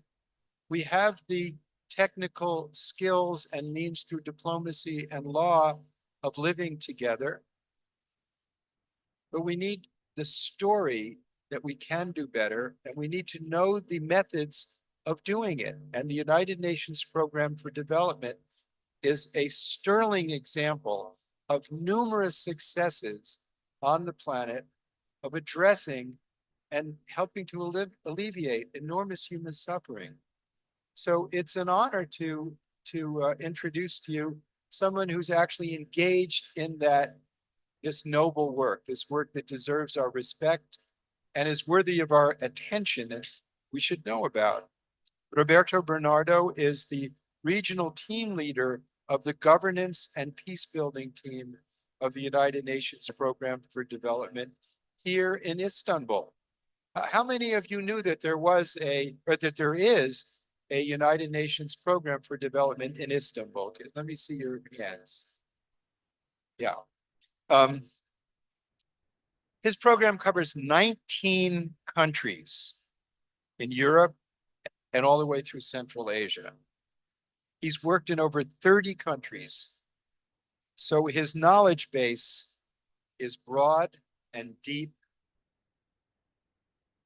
And we should listen carefully to what he's learned from experience. Roberto, please. Thank you. Thank you, Jonathan. Good afternoon, everybody. I hope I'm always so happy when I'm surrounded by young people because I also feel young. So it's great to be here. Thank you for the invitation. As Jonathan mentioned, my name is Robert Bernardo. Everybody calls me Bob, so please call me Bob. I'm the regional team leader for governance and peace building at the Istanbul Regional Hub. So the regional hub of UNDP has around 300 people here in Istanbul, and we cover 19 program countries and territories. From as far east as Kyrgyzstan to as far west as Bosnia and Herzegovina. The team I'm leading is called the Governance and Peace Building Team. So the team is composed of around 18 people here in Istanbul and around 40 people in the Western Balkans mostly, where we are implementing a number of projects. We provide policy and program support on a number of topics, including on human rights, security and rule of law, on public sector reform, anti-corruption, youth programming, digital transformation, and conflict prevention and peace building. My colleague, you see my colleague here, Danny, they're standing at the right. Danny is working on digital peace building as part of our conflict prevention and peace building work, and is also working on hate speech, addressing hate speech as part of divisive narratives. So the work that the team is doing is quite broad. If any of you are, anyone from Shishli? Yeah. Great, our office is in Shishli. If you know the Istanbul Marriott Hotel, our office is in the same building, but it's different. It's called Key Plaza. Anyone who would like to visit us, know more about what we're doing, you're very much welcome. Please talk to us after. Happy to welcome you. We always welcome young men and women, young people who want to learn more about the work of the United Nations. Maybe just a few points in terms of the priorities that we're doing in the region. For UNDP, we have what we call three areas of change. One is on structural transformation. And this is really about how do we advance in terms of green transition? How do we promote human rights-based inclusive processes? How do we build structures that are meant for and ready for the future? The other one is on leaving no one behind. So Jonathan in his introduction talked about everybody needs to be there. And therefore, in all of the work that we do, we always focus on who is the most marginalized, who is not there sitting in the room, who is out there that need help, but is not getting the help that they need. So we tend to focus on those that are outside of the usual meetings and conferences and try to address those that need them the most. And then the third one is on building resilience. Now, how do we make sure that structures, institutions are resilient against climate change, against disaster, both man-made and natural disasters? And how can we promote systems that allow us to recover quickly from shocks, whether economic shocks or external shocks coming from various sources? Just a quick maybe point in terms of what we are trying to address in the region. The Europe and Central Asia region is quite diverse and very complex at the moment. And globally, not only here in the region, we are talking about polycrisis. Anyone who's heard about polycrisis before? Good, thank you. So when we talk about polycrisis, we're saying there's so many crises that are happening at the same time, whether conflict, whether economic crisis, whether natural disasters, different forms of crisis that are actually intersecting, affecting one another, and making things much more difficult and complicated to address. The times that we live now is very different from the times that maybe your parents, previous generations, but also the last 5 years, very different from where we are at the moment. So we are trying to address what are these polycrises and how we can actually solve them together. At the same time, we are seeing that there's a number of countries, there's increasing rate of inequalities. The rich are getting richer, the poor are getting poorer, and the gap between them is constantly increasing. And it's not only around economic wealth, but also around social wealth, around participation, around inclusion, around gender. So these are inequalities that we are trying to address as well. At the same time, we are seeing declining public trust. In most countries, the trust to public institutions are getting lower and lower. We're also seeing declining democratic trends in many countries. But at the same time, we are also seeing that the participation of young men and women in democratic and electoral processes are declining.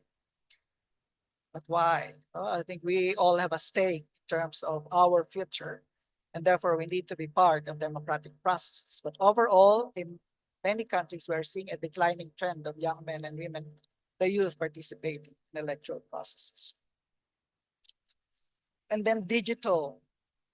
Can anyone tell me how much is the average time that youth spend around mobile phones every day?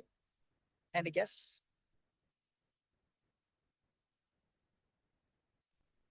Too much. The average for your age is around 8 to 9 hours every day. Can you imagine?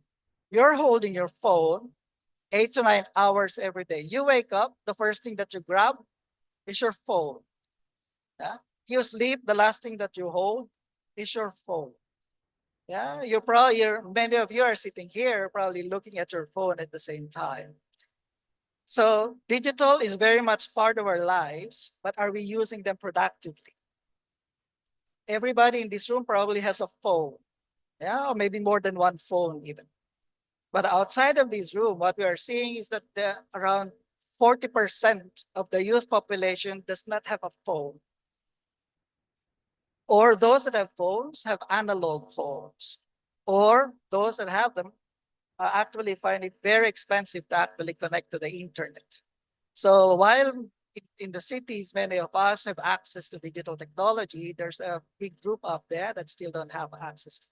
So part of the work that we're doing is trying to see how we can address these gaps. And there's increasingly, there's a youth bulge. So there are more and more youth. The youth population is increasing. Now, in our region, around 22% of the population are below 25 years old. And in other countries, it's around 35% of the youth population. So it's big, and it has a lot of implications to the future of education and work as well. So maybe just in terms of some provocations in terms of the role of universities and education and the role of youth going forward. First, for UNDP, when we look at educational systems, we're looking at how to make them inclusive. Everybody has access to education. Everybody can afford them. Anybody, literally anybody, should be able to access education. Second, they're future-oriented. It should prepare you to the future. In some cases, what we're seeing is that after graduating from the university, the business sector says, we still need to train them. No, they did not learn enough. So we still need to invest some more teaching or training for the graduates. So for UNDP, what we really want is to equip young men and women so that they're ready for the future of work, whether they're digital, whether they're the more regular forms of work, or new systems, new technologies that we don't have, or we cannot even imagine at the moment. So that inclusion, affordability, accessibility, and future ready is really what we are trying to hope for. And here is where we need to have stronger cooperation and alliances, not only with specific universities, but with broader number of universities who provide many of this knowledge and learning. So the work that you're doing, Jonathan, the World Academy is actually very good in terms of bringing so many of this knowledge together, because that's the only way we'll be able to learn from different institutions in different countries in terms of what's new, what can we change, what's different, and how can we actually prepare the youth for the future. And for the youth, I would like you to further think about how to maybe look at more innovative solutions to current problems that we are facing. We have a lot of conflicts, we have a lot of economic challenges, we have a lot of social issues. How can we create new solutions? And many of you who might have experienced these issues or looking at helping the country, helping the economy, would have different solutions that you can bring into this. How can we participate in stronger social cohesion and peace building? I mentioned the use of mobile technology. Around digital technology, our team, including Danny sitting here, is trying to address what we call the information pollution. Anybody who's familiar with information pollution? Very good. So many of you are familiar with this. There's so much misinformation, disinformation on the internet. And sometimes we don't even understand where is this coming from. But in many cases, we also find it very difficult to distinguish what is right, what is true, or what is a fact, or what is misinformation. So I would like to invite everyone to be more critical in terms of the information that we see and before we share them further. For UNDP, we're rolling out a number of tools, fact verification tools, and trying to strengthen regulatory frameworks around misinformation and disinformation. But for the youth, you are the heaviest consumer of data. Facebook, Instagram, TikTok, so whatever apps you're using. And there's a lot of misinformation there. And I invite you to be more critical in terms of constructive and fact-based discourses. And work together. Our team has established what we call a Generation Nexus. This is a network of young men and women who want to support climate and environmental advocacy and strengthen youth participation in these issues. If you would like to learn more about Generation Nexus, please let me know. Let us know. Happy to connect you with our excellent youth leaders around these issues. And then finally, around education, around digital. So everybody now is probably talking about AI and emerging technologies. We know there's a lot of opportunities there. We know there's a lot of risks. But what we're seeing is that many of the traditional work systems that we have at the moment, probably in 5 years, will be very different. And therefore, for educational systems, it's very important that young men and women are actually be able to adapt to these technologies and see what their roles are in the future. I have spoken with many young men and women, and they're saying we actually don't know what the future holds. So I don't know what degree should I apply for, what education should I apply for. And this is where the engagement with networks of institutions like this can be very helpful to see what is in store and how maybe we can provide guidance, nurturing some tools, and foresight in terms of what will be the future and how you can be ready. There's a lot more, but I'll stop here. I hope that's helpful. And if you have any questions, happy to answer.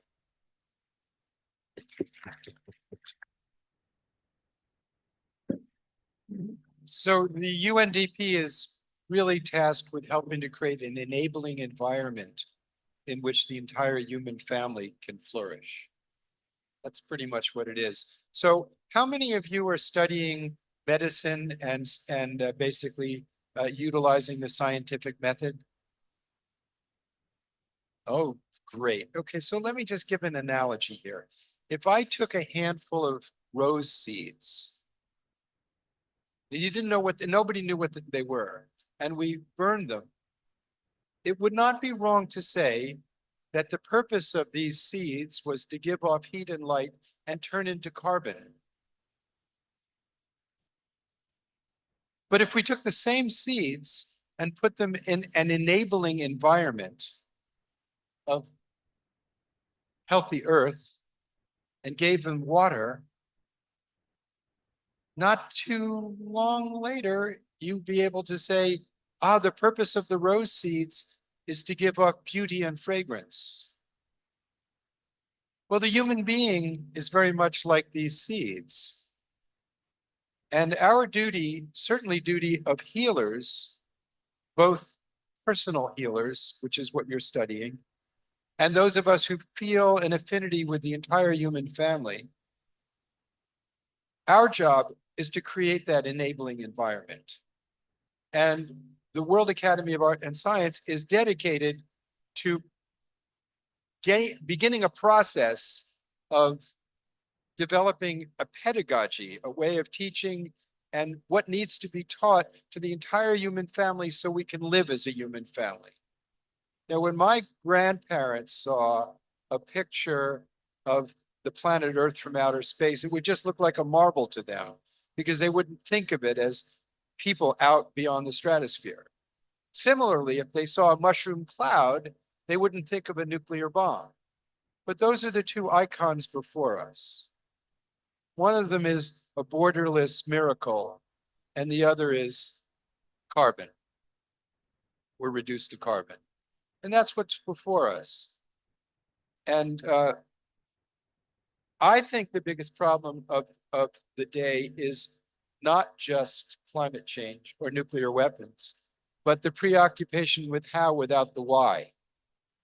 So we end up with building weapons. The more we perfect the weapon, the less security we get. Art without beauty. Religion without love and transcendence, rites, rituals, dogmas that separate us. Finances disconnected to goods and services. Philosophy without the pursuit of truth. Forgetting the why of becoming human. So one of the things I just want to say in my heart, you all should know that the most popular poet in the United States where I live is Mevlana Jalaluddin Rumi. And to be in a place where almost all of you are familiar with the Masnavi, a book of how to discover the rose of the heart, is really amazing to me, because even though he's the most popular poet in America, he's not sufficiently well known. So I hope that you'll spread that message as well. I now have the privilege of introducing Roberto Tapia. He's a senior member of the research, and he has a doctorate in economics and political affairs. And he was on the writing team of a document that I urge all of you to get a hold of if you can. it's the United Nations Development report each year.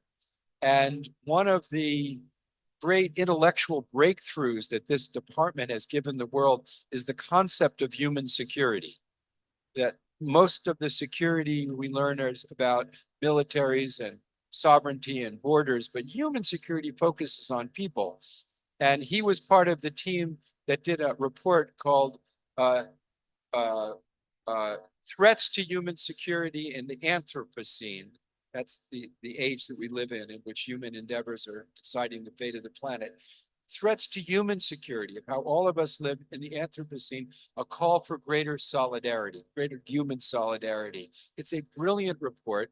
And largely because of that, the World Academy of Art and Science has a project called Human Security for All, because we're so inspired by this concept.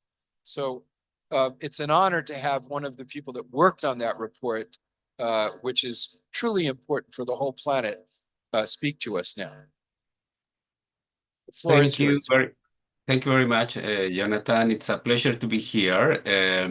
So I work in the office that produces the Human Development Report. Probably many of you are familiar with the Human Development Index. This is one of the things that we do. But in this session, I'm going to talk more about human security. I'll try to share some slides. So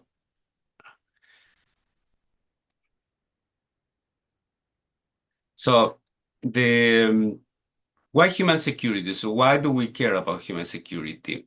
Well, because human security is about things that are very fundamental. It's about fundamental freedoms, fully aligned with the capabilities approach that we use in our office. So, and we care particularly about the freedom from want, freedom from fear, and freedom to live a life with dignity. So, as Jonathan was saying, this is a shift that goes away from the idea of the security of nations that is typically used to cover the security of people. And this formulation came from a Human Development Report in 1994. However, something that we need to highlight a lot is that the ideas of human security were already at the core of some of the big advances of the formation of the United Nations. And in particular, if you read the preamble of the Universal Declaration of Human Rights, you will see these ideas there. So this is a very fundamental concept. And it's even more important today, we would say. As I mentioned, we produce every year the Human Development Index. And this is a picture about what has been going on with the Human Development Index over the last few years. You see in general, it's an indicator that has been growing. During the COVID years, there was a decline that was unprecedented. But the thing is that today, the Human Development Index for the world as a whole is at its highest level on record. So, however, probably you also understand that the world is in trouble in multiple fronts. So there is some sort of paradox where the world is making progress, which is objective, but at the same time, there are expressions of insecurity in the form of inequalities, in the form of climate change, in the form of rising conflict, political polarization, and the fact that people is perceiving that they don't have control over their lives, what we call agency gaps. And all of these things are very important. All of these things are also caused by humans, and they become part of what Bob was saying, the setting of polycrisis, and something that we need to address today. Something very important, and this is why in our report we talk about the Anthropocene, is that there are very objective reasons to feel worried about how we are changing our planet, and how this is generating already conditions that are threatening the human lives. And this is expressed in terms of climate change, biodiversity loss, new inequalities, and also the effects on violent conflict and displacement. We have a lot of data about this, and this is part of a platform that you can access online. So it's something that is very important already and is expected to get worse over the coming decades. So, but something that is making things even worse is that precisely when we need to come together in order to tackle the challenges of our time, we seem to be more divided. We seem to be more polarized. And so it looks like there is something that is in the way of us coming together to address these issues. And as Bob was saying, also we have diminishing levels of trust in the institutions that are supposed to be solving the problems, and also we have lower and lower levels of trust in one another, which is something that also is in the way of coming together. And what we are finding that the key variable that is explaining this gridlock, this inability to come together, is human insecurity, in particular the perceptions of human insecurity. We document in our report that 6 out of 7 people feel insecure around the world, and the levels of insecurities are rising in most countries where we have data, including countries that are relatively developed. So having more development, having more income is not something that that ensures that people are going to feel secure. So something very important in our research is that also human insecurity is connected with some of the problems that we see in our society. So one of them is polarization. In most countries in the world, there are rising levels of polarization, and we document how polarization is correlated with perceptions of human insecurity. This is the case of the political preferences from left to right of people who feel relatively secure. You see that the extremes are relatively small. These are in red. But when people feel insecure, the preferences for the extremes are much bigger. And this is an empirical regularity across different regions. This is another example.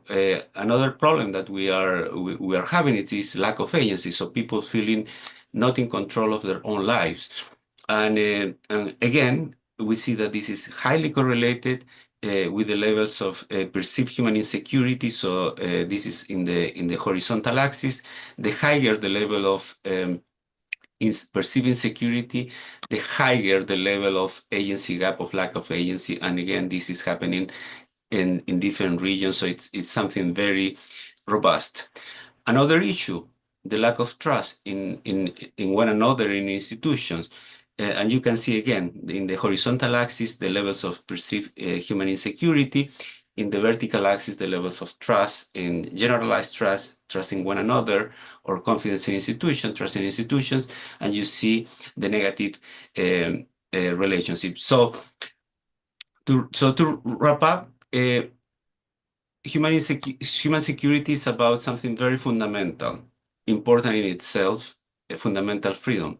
But human security is not only an end, it's also a means to address the most pressing global and local challenges that we are facing today.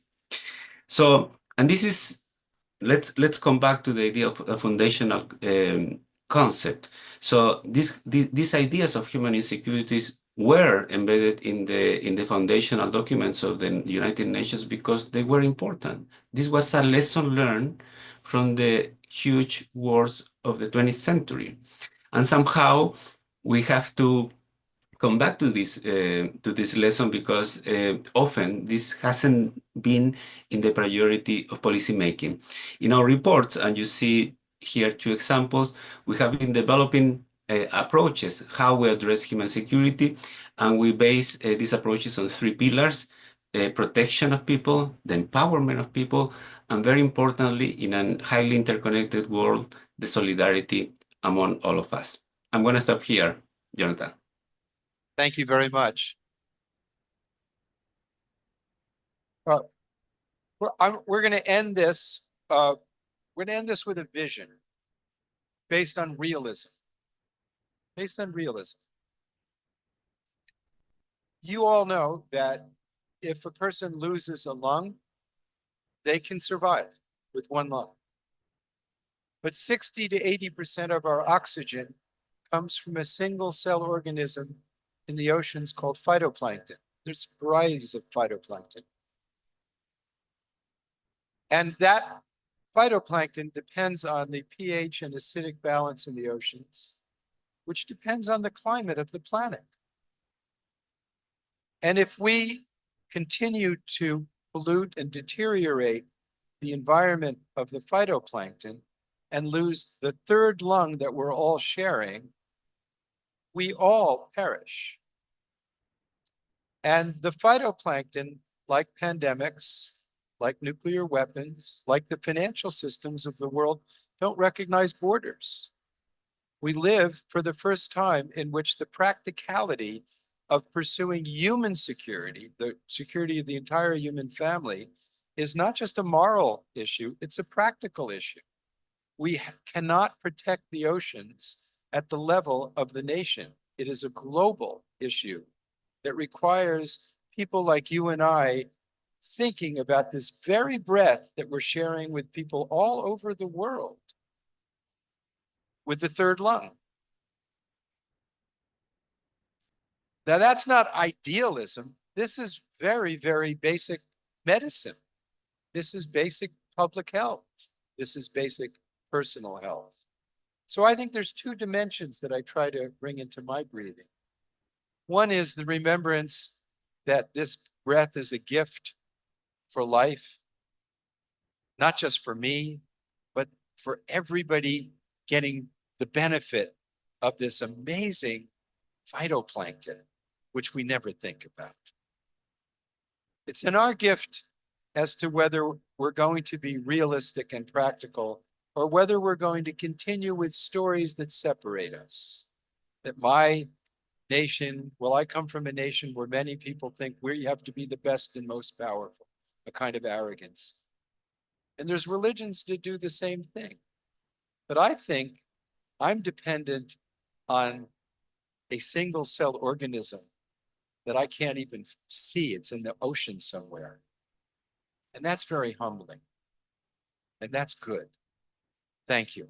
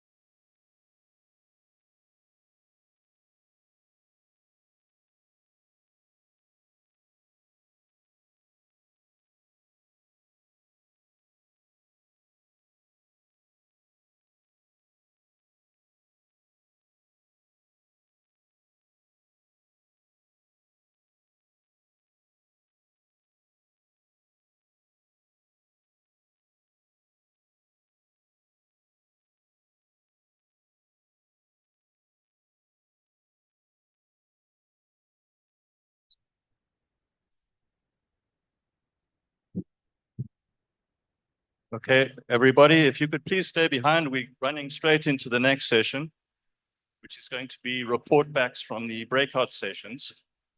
So if you'd like to take a seat, we'll be starting shortly.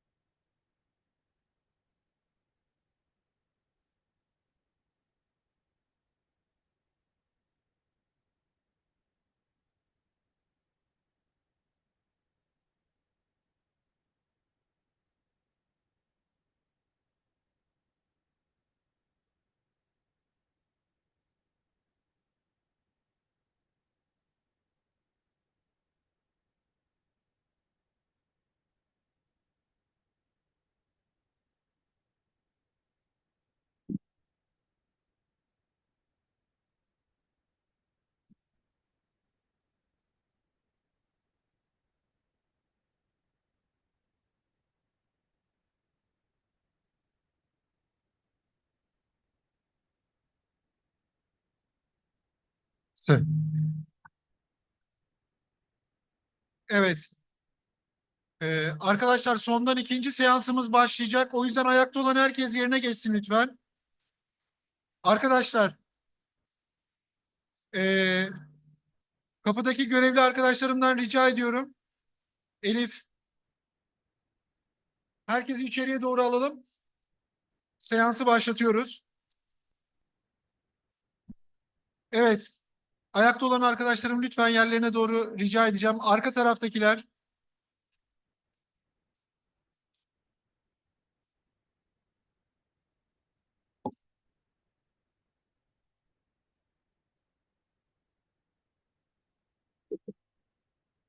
Evet.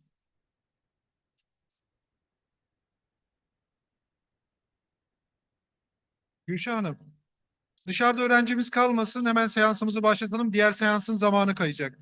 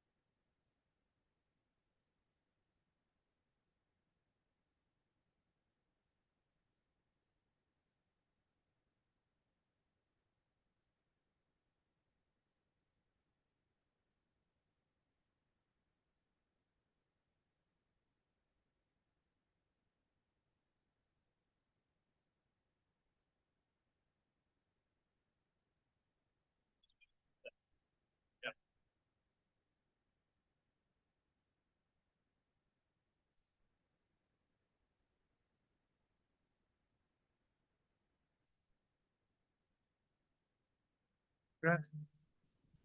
Right.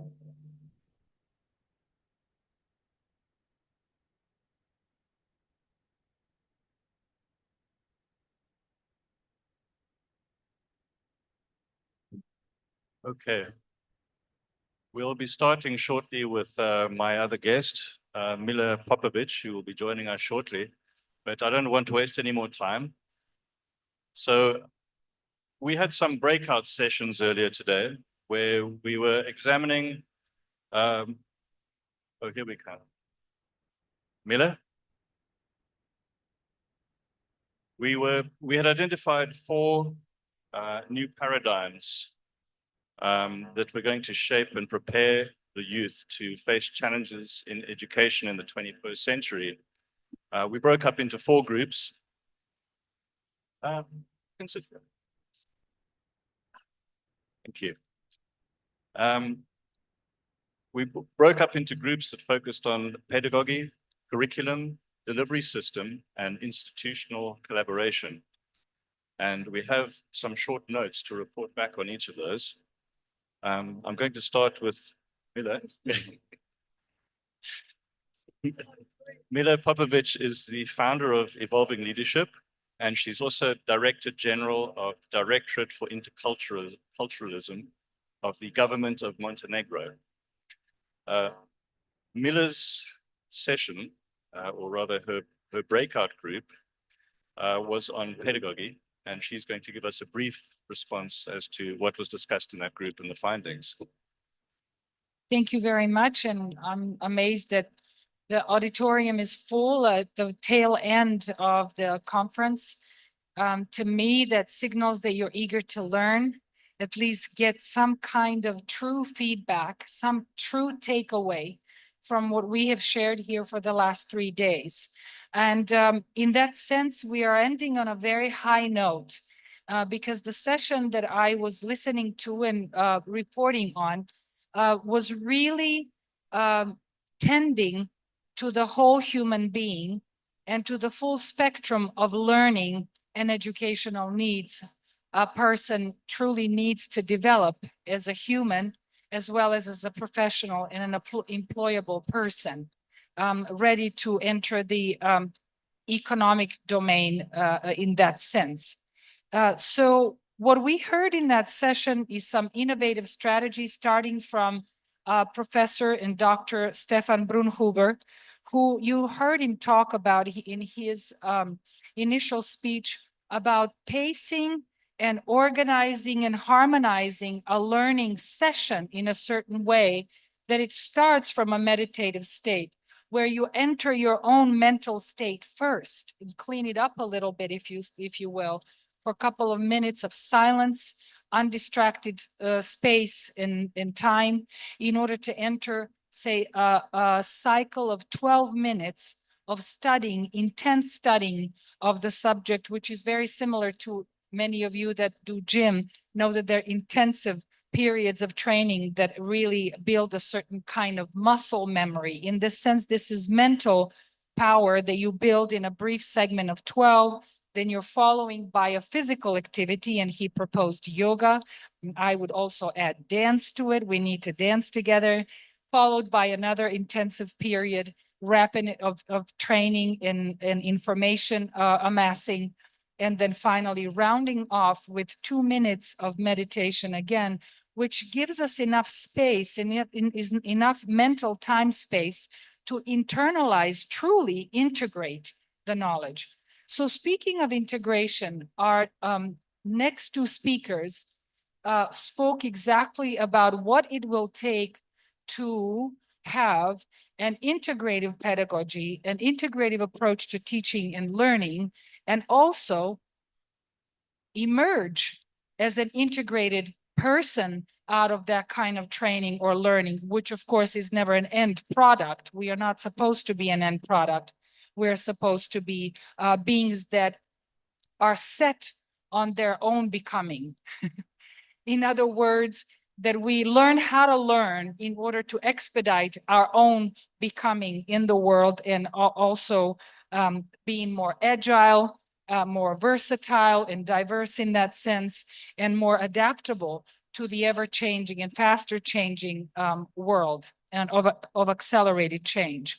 So some of the things that were proposed in that session on the integrative process, that what we need is a kind of a double alignment, which is a learning and teaching that is focused on personal transformation, starting from learning how to learn, but also how to learn about oneself and go back to the perennial dictum that says, know thyself, right? That by knowing yourself, you get to know the microcosm, which in itself contains the universe, right? So in other words, the wherewithal, the knowledge of the all is contained in a fractal way, right?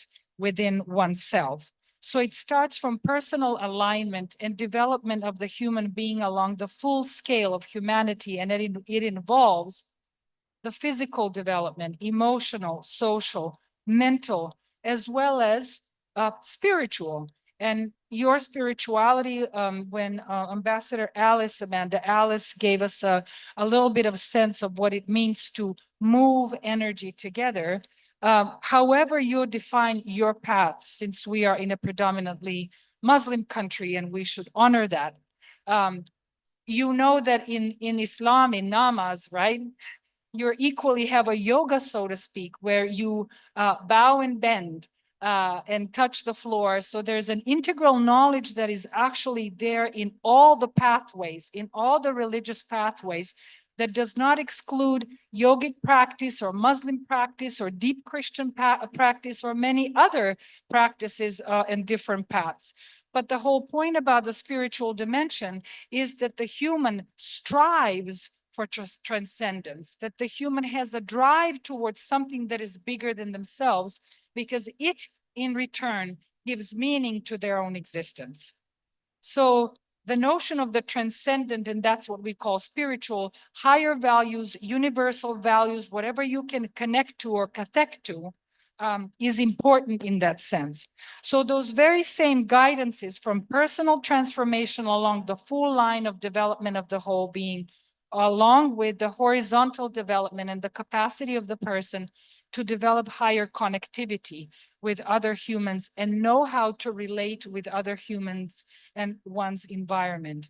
So those two coordinates of personal and collective development in education are key. And as you know, the deeper we know ourselves and the deeper we develop all of our potential and a full scale and spectrum of human being, our capacity for connectivity is actually widened, okay? And there's going to be an increasing in our world as it, the way it's trending right now, there's going to be an increased need for an expression of authentic being right along with the capacity to connect with many through empathy. So these are some of the, this is the greatest design that kind of emerged out of this session. So we're looking at also the insight that we received from Dalia Mammon, who comes from Grains of Peace, an NGO, who spoke of different dimensions that need to be developed, such as emotional intelligence, human values and relationship skills, which we just mentioned through this design, that we need to strive for peace and kind of dispense of or unlearn the reflex towards fight or flight and defense, but rather develop a reflex, a muscle for peace, if you will, right? An impetus towards peace. And of course, discernment and self-reflection. All of this comes through what I just explained, through this double coordinates of personal and collective development.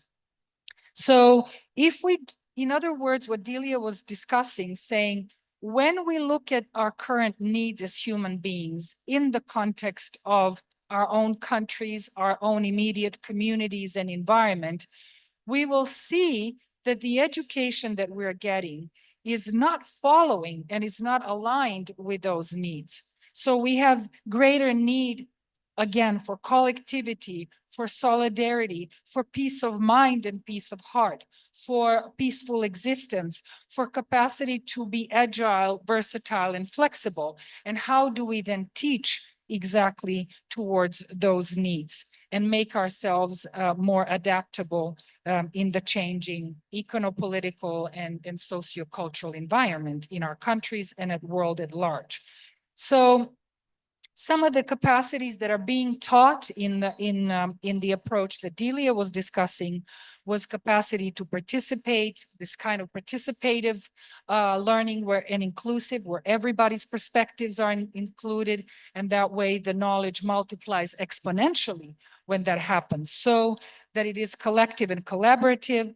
that it is that there's democratization of the learning process. And I would add, in that sense, we are witnessing in the world the greater democratization of excellence, whereby you have seen it on TikTok, Instagram. I'm speaking to your social media reality.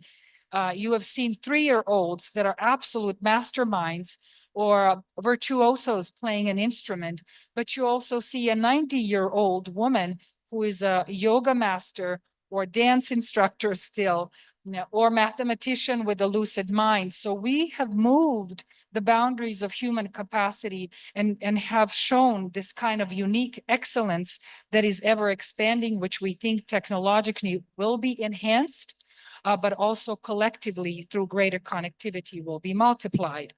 So that we have experiential learning, the learning of questioning and self-reflection, and meta-reflection in the sense of also reflecting on the self and the world and the self in the world, right? And larger questions. What we have coming is more pondering through this meta-reflection, greater interconnectedness of all the systems of knowledge. And this is where it's really, really important to mention that when we constantly speak of art and science as if they're living next to each other, it is equal to saying that you may not need half of your brain. If you have a brain that has 2 hemispheres and they are cross-referencing each other, if you will, then when we talk about art and science, we really need to go beyond the polarization and dichotomy and having to have a defense on what is truly needed, because science is a mental art, okay? And art is a comprehensive experience of phenomenon.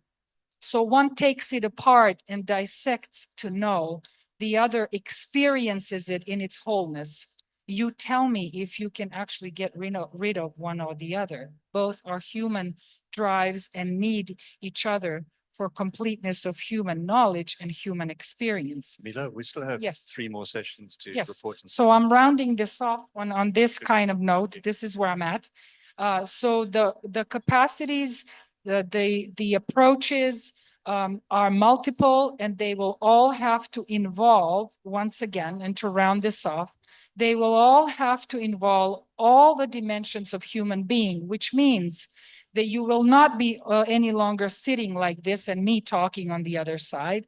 Or somehow we will have to be at least in a circle and be active. And our sessions need to be more adapted to our attention spans in the world of technology, which could be very beneficial because we have immersion technologies coming soon, and we'll be able to know what it feels like to be the other or another and experience the world of phenomenon through technology in a very tactile way. So once again, we need an education, and that means every subject, and there's a way to devise that will engage every aspect of human being, to induce, or better word, to inspire personal transformation that will eventually increase every single person's capacity to connect with a greater number of people, perspectives, sources and systems of knowledge, and evolve a universal human being through this kind of intercultural, in every dimension, dialogue, cooperation, peacemaking. Thank you, Mila. Before we go to Shweta Rangan, who's joining us from India behind us. Hi, Grant. Hi, Mila. Hi, welcome. The person who was going to report back on the curriculum has unfortunately left, but I have been sent some notes, which will take very quick to go through. So I'm just going to read out the notes and the findings of the curriculum session. There was a need for, they identified the need for curriculum reform and for student requests to be taken seriously. Climate change and sustainability was ranked very highly as a priority. The group thought that critical thinking and problem-based learning was the way to go. There was a transdisciplinary approach needed. Also within education, practical skills, for example, lab-based environments were preferred over purely just speaking based conveying of knowledge. And with that, visuals, not just facts. There was also a call for religious tolerance. Memory, time management, and life skills was identified as being important. The psychology of human interaction should be incorporated in learning, along with innovation. There should be an awareness of unconscious bias. And then finally, we should all learn to truly see and not just watch. And now I would like to hand over to Shweta Rangan in India. She is the editorial advisor of the Academist Journal, where a lot of the World Academy of Art and Science writings appear on a regular basis. And she's also a senior research associate at the Mother Service Society. So Shweta, if you would like to give us your feedback on institutional collaboration, please. Thank you, Grant. The session began with Professor Eden asking a group of medical students to think and reflect on the importance of medical universities and hospitals collaborating and how that would affect the future of doctors. The students replied saying that this collaboration will offer broader subject knowledge, global networking, and stronger potential as it will offer real-time experience. Srijit spoke to the students about the types of institutional collaborations. University collaborations with industries for internship and skill development, university collaborations with other universities for student exchange, credit transfer, and course exchange, collaboration with accreditation agencies for quality and professional development, collaboration with government bodies and United Nations, collaboration with industrial consortiums, NGOs, and social service organizations. Srijit also highlighted that these collaborations can be strengthened using the use of AI. Dr. Ralph Wolf highlighted the need for applied research in the medical profession as data generated from case studies and human experiments are done mostly on men, and the data on women's health and related symptoms is not accurate. He highlighted that stress is the underlying cause of many medical conditions. I highlighted the need for more student and staff exchange mobility programs like Erasmus that could lay a foundation for developing a world-class global education system. I also encouraged the students to reflect on the scope of institutional collaboration that can go beyond education. It could become a pathway for peace and human security, and I pose the question to the students to think how this can be accomplished. And we close the session with that. Thank you. Thank you, Shweta.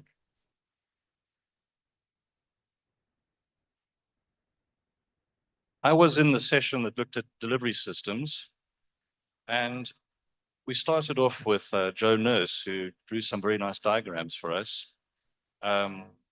She acknowledged the fact that we are living in an era of multiple challenges: climate, conflict, the fast development of technology and AI. And she came up with a really interesting insight. She said, we need to learn from the planet because it's been around longer than we have. Look at the planet, how it delivers systems, and think of how that can be applied to how education can be delivered in higher institutions. She broke up the considerations we should have for this delivery system into governance, knowledge, advocacy, and capacity. And then we also acknowledge the fact that universities need to align what they teach with what employers need in the marketplace. We're living in a very fast-paced environment where sometimes what you start learning 4 years later is already redundant.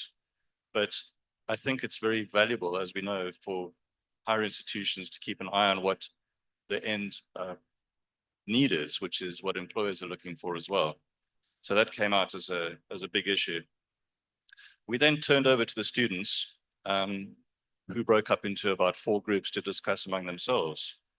And they came back with some very interesting insights. There was a need to look at delivery beyond the obvious channels.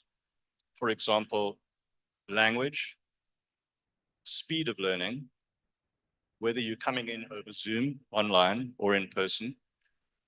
And also whether you learn while you're traveling on the go, or if you do all your learning in one place. We then asked the students, what helps you learn today? And we were told that delivery of education depends on the field that you're in.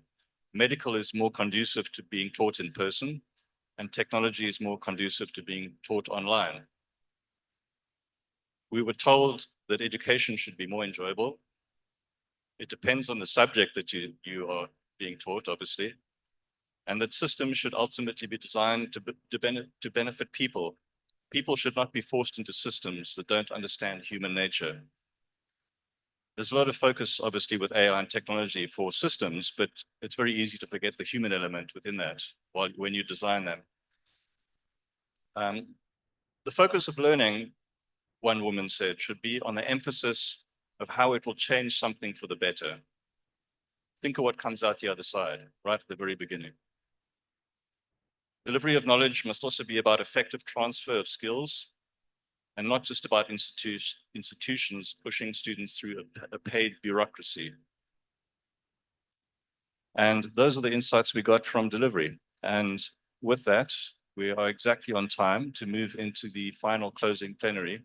So thank you to our rapporteurs from the sessions, and we will be moving shortly. Thank you.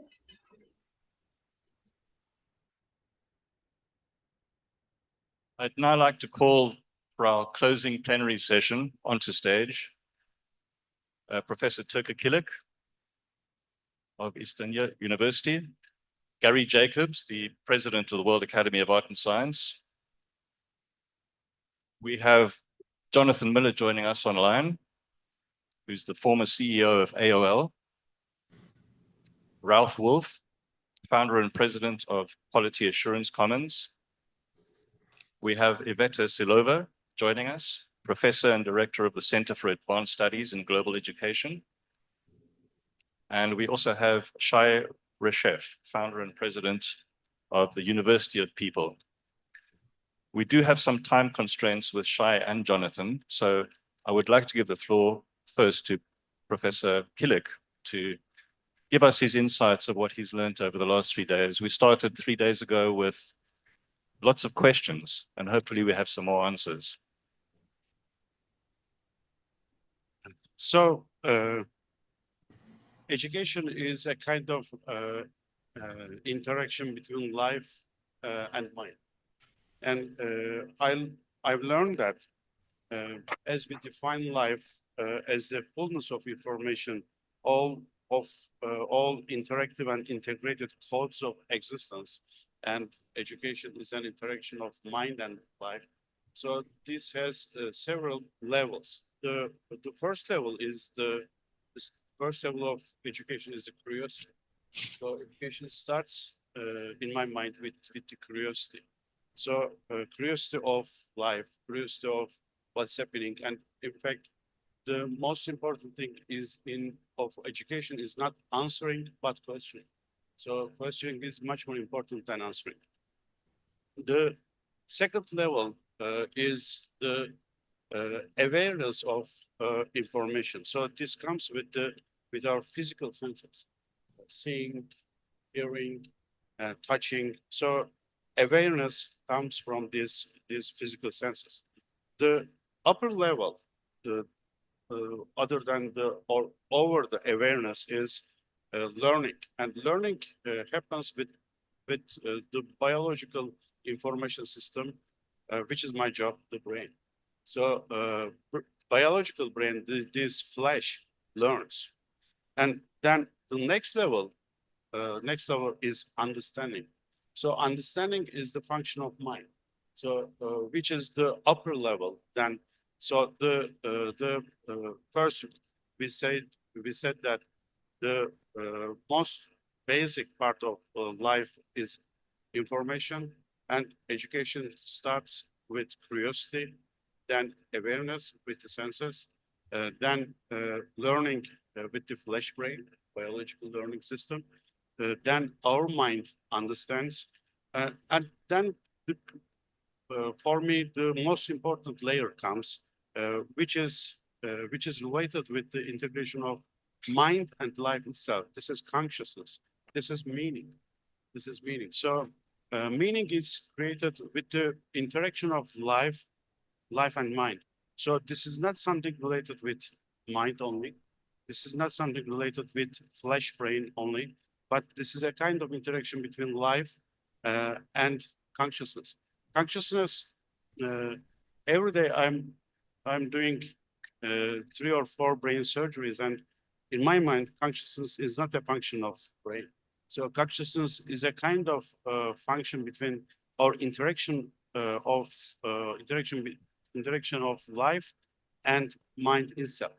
So the end of education results with meaning, which creates wisdom. So the process starting with curiosity, continuing with gathering of information, then learning what it is, then giving a meaning to it, and in the end, this creates. I mean, we are living in a sea of, in an ocean of information, and the interaction between the mind and life creates consciousness. So this is something related with meaning, which we call wisdom. So I would like to thank all the people who are here now. So this is the end of today, and my students are here. So I'm very proud of that. Thank you so much. Thank you. Thank you, Professor Kilik, and thank you once again for hosting us at your beautiful university. I'd like to ask Gary Jacobs to give his. Sorry, we have some time constraints on coming in from outside via Zoom. I'd like to go to John Miller, who's the former CEO of AOL, to give us his thoughts on and insights on the future of global education. Thank you, Grant, and good day to everyone, and thank you again, Professor, for hosting us. And Gary, I won't keep people waiting too long for your remarks. And Grant, just to confirm, you can hear me okay? Is that correct? Yes, we can hear you loud and clear. Okay, great, thank you. I think this has been an extraordinary couple of days, and I think there's obviously, to me, tremendous agreement on the need for change and evolution in our educational institutions globally. I think we all probably also feel it's sometimes cliched, but I think it's very true that the pace of societal change is increasing, driven by such things as technology, social media, the effects of the geopolitical evolution, which is very rapid at this point, and climate change and things like that. So obviously there is this tremendous backdrop of change going on. And a huge question that hangs, I think, over all of us is how do our educational institutions and systems evolve to meet the opportunities and, frankly, demands of this change. So even though there's much to be determined, I wanted to just take a couple of moments and just begin to address some of the very daunting things that come around. Well, actually, how do we do this? And I think there is some good news in that regard. One is that to the extent that probably many of us feel, myself included, that technology needs to be a big part of the answers here, that the technology is either existing or very near term now for much of what's needed. It is not a distant, far off set of things that are needed to happen. So I think we can see and harness the benefits of technology now and in the very near term for very broad and great effect. And that is I think, just a real opportunity for the world at this time. But at the same time, and perhaps even more important, I think there needs to be a clear mandate and intentionality around some of the things that need to be done, and to have these clear statements of what are we trying to do. So I've mentioned some earlier discussions. I've been involved in as advisor to Harvard's online efforts pretty much since their inception. And something interesting happened a couple of years ago where the folks that are doing this, which comes out of the Office of the Vice Provost for Advances in Learning, declared a goal of Harvard being involved in educating 5% of the world's population. And I wanted to just examine that because I find it a real milestone and extraordinary at a number of different levels. So, and it goes to this point of intentionality matters, and that there are things that we can do today that matter even by declaring such things. So just to break that down for a second, if you think about educating 5% of the world's population, that's a number in the hundreds of millions. So right off the bat, if you think that a few implications arise. One, you have to involve technology. There's no other way to really do it at this point. And you want to make that technology accessible, affordable, responsive, personalized, all of the things that have come up in the various discussions in this conference and elsewhere. So it has that implication. It very much speaks to how do you evolve the paradigm of higher institutions of learning, which have been in many ways built up around a much more elite construct of how do you educate a very few people very, very well, versus how do you reach hundreds of millions of people. So it really, it not only calls into question that old paradigm, but really evolves and extends it much, much further. It also speaks to the unit of consumption, as I call it, which used to be, to my mind, for example, a college diploma that then moved to perhaps courses. And now to achieve that kind of goal, you need to think in terms of modules and components, which allow for mixing and matching, which allows for personalization and flexibility and to be responsive to different needs in different parts of the world and different goals and different ways these modules could be incorporated in other people's courses, other people's programs. It also goes to what is the credential that might emerge out of this world, and what is the value, the real world value of those credentials, diplomas or other certificates and other ways of acknowledging learning and skill development. And so all of this takes place, I think, out of a very simple statement of in a sense, very simple statement of we would like to reach and help educate 5% of the world's population. And in addition to that, if we think, what if other institutions said something like this? What if a number of other institutions, what if many institutions said this? Then we would really have a world where education became accessible, became affordable for a vast amount of the population.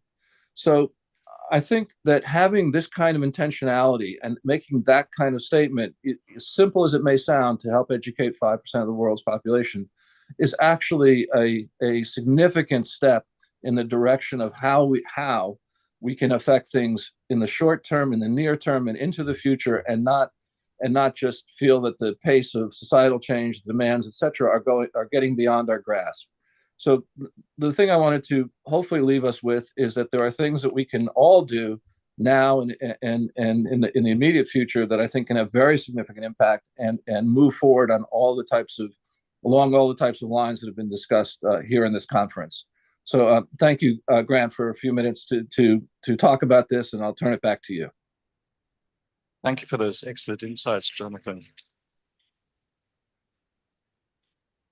I'd like to call on Shaya Reshev, who's the founder of University of People, to give us his thoughts around the future of education. Thank you, and it's an honor to be here. I want to talk about the present of higher education, not the future, because I think that what we do is the future. So I'll talk about what we do, and I believe that it is a model for others to replicate, and it hopefully will be the future of higher education. I relate to John's comment about the 5% of Harvard. I hope to see it happening. I think that the means is there. We can do it. Let's hope that it will happen in reality. So I'm going to tell you about University of the People, which is the first nonprofit, tuition-free, accredited American online university dedicated to opening the gates of higher education for those who have no other alternative for higher education. As you know, there are a lot of reasons for people not to attend higher education, either because it's too expensive. millions of students in the US, but elsewhere as well, cannot afford higher education. The students' loan debt in the United States total 1.6 trillion in 2024, continue to go up. And it's not surprising that a lot of students are not willing to go to higher education because they don't want to end up with debt that they will pay for the rest of their lives. In other places in the world, there are lack of seats. Take Nigeria, for example. 10.5 million students pass the university, pass high school, or graduate from high school every year. 1.5 million of them pass the university entrance exams, meaning 1.5 million students who are qualified for higher education. However, there are seats available only for 500,000, which means that 1 million students are gone. They lost their future simply because there is no room for them, not because they are not qualified. This is the case for every single country in Africa and in many countries, as other parts of the world as well. In other places, people are deprived from political reasons. Refugees, great example. Hardly any country that accepts refugees let them go into higher education. And a lot of other places, students are deprived because of gender oppression. And Afghanistan would be the best example where women simply cannot attend higher education. So for these people, we created University of the People, non-profit, tuition-free online university that opened the gates to every qualified student. We opened the gates for these people that I just mentioned. Our vision is to create a world where all qualified high school graduates can access higher education. We are the first nonprofit, hopefully not the last one. And we believe that while we are the only option for many, many students, what we offer can be replicated by others. In order to tell you what we are, and before explaining how we do that, and I believe that others can do as well, let me give you a few figures. We started in 2009 with less than 200 students. We received our initial accreditation in 2014 when we had 500 students. Since then, we have accelerated growth period. By now, we have over 150,000 students coming from 200 countries and territories. Out of them, 19,000 of refugees, 60,000 are coming from Africa, 40,000 are coming from Arab countries, and and because we teach both in English and in Arabic, 30,000 out of the 40 study in Arabic.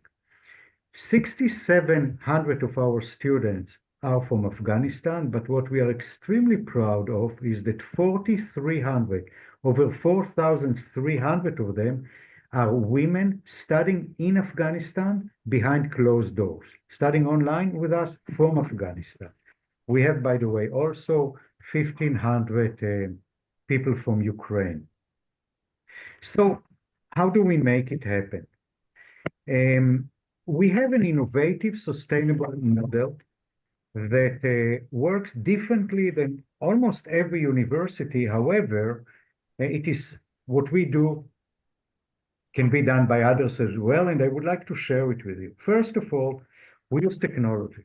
We use open source technology that is free to all to use, and we use technology wherever it can help lower down the cost of human. So we use technology wherever it can bring us quality and save on human resources. We operate from around the world. We are an American university. We are accredited in the US. Most of our faculty are in the US. Most of our academic is in the US. However, we have people working from every part of the world to serve our students, which enable us to find great people at a price that relative to the US is very, very efficient. We don't have real estate. I'm sure you all know how much it saves us. And we use volunteers. I'm a volunteer. The deans are volunteers. We have a group of 25 presidents of great universities who volunteer their time and knowledge to lead us in this road. And our faculty also come to us as volunteers. By the way, we have 43,000 volunteers. We do not use all of them. We cannot use that many, but just to let you know that a lot of people who want to make higher education accessible to all. We only teach job-related programs.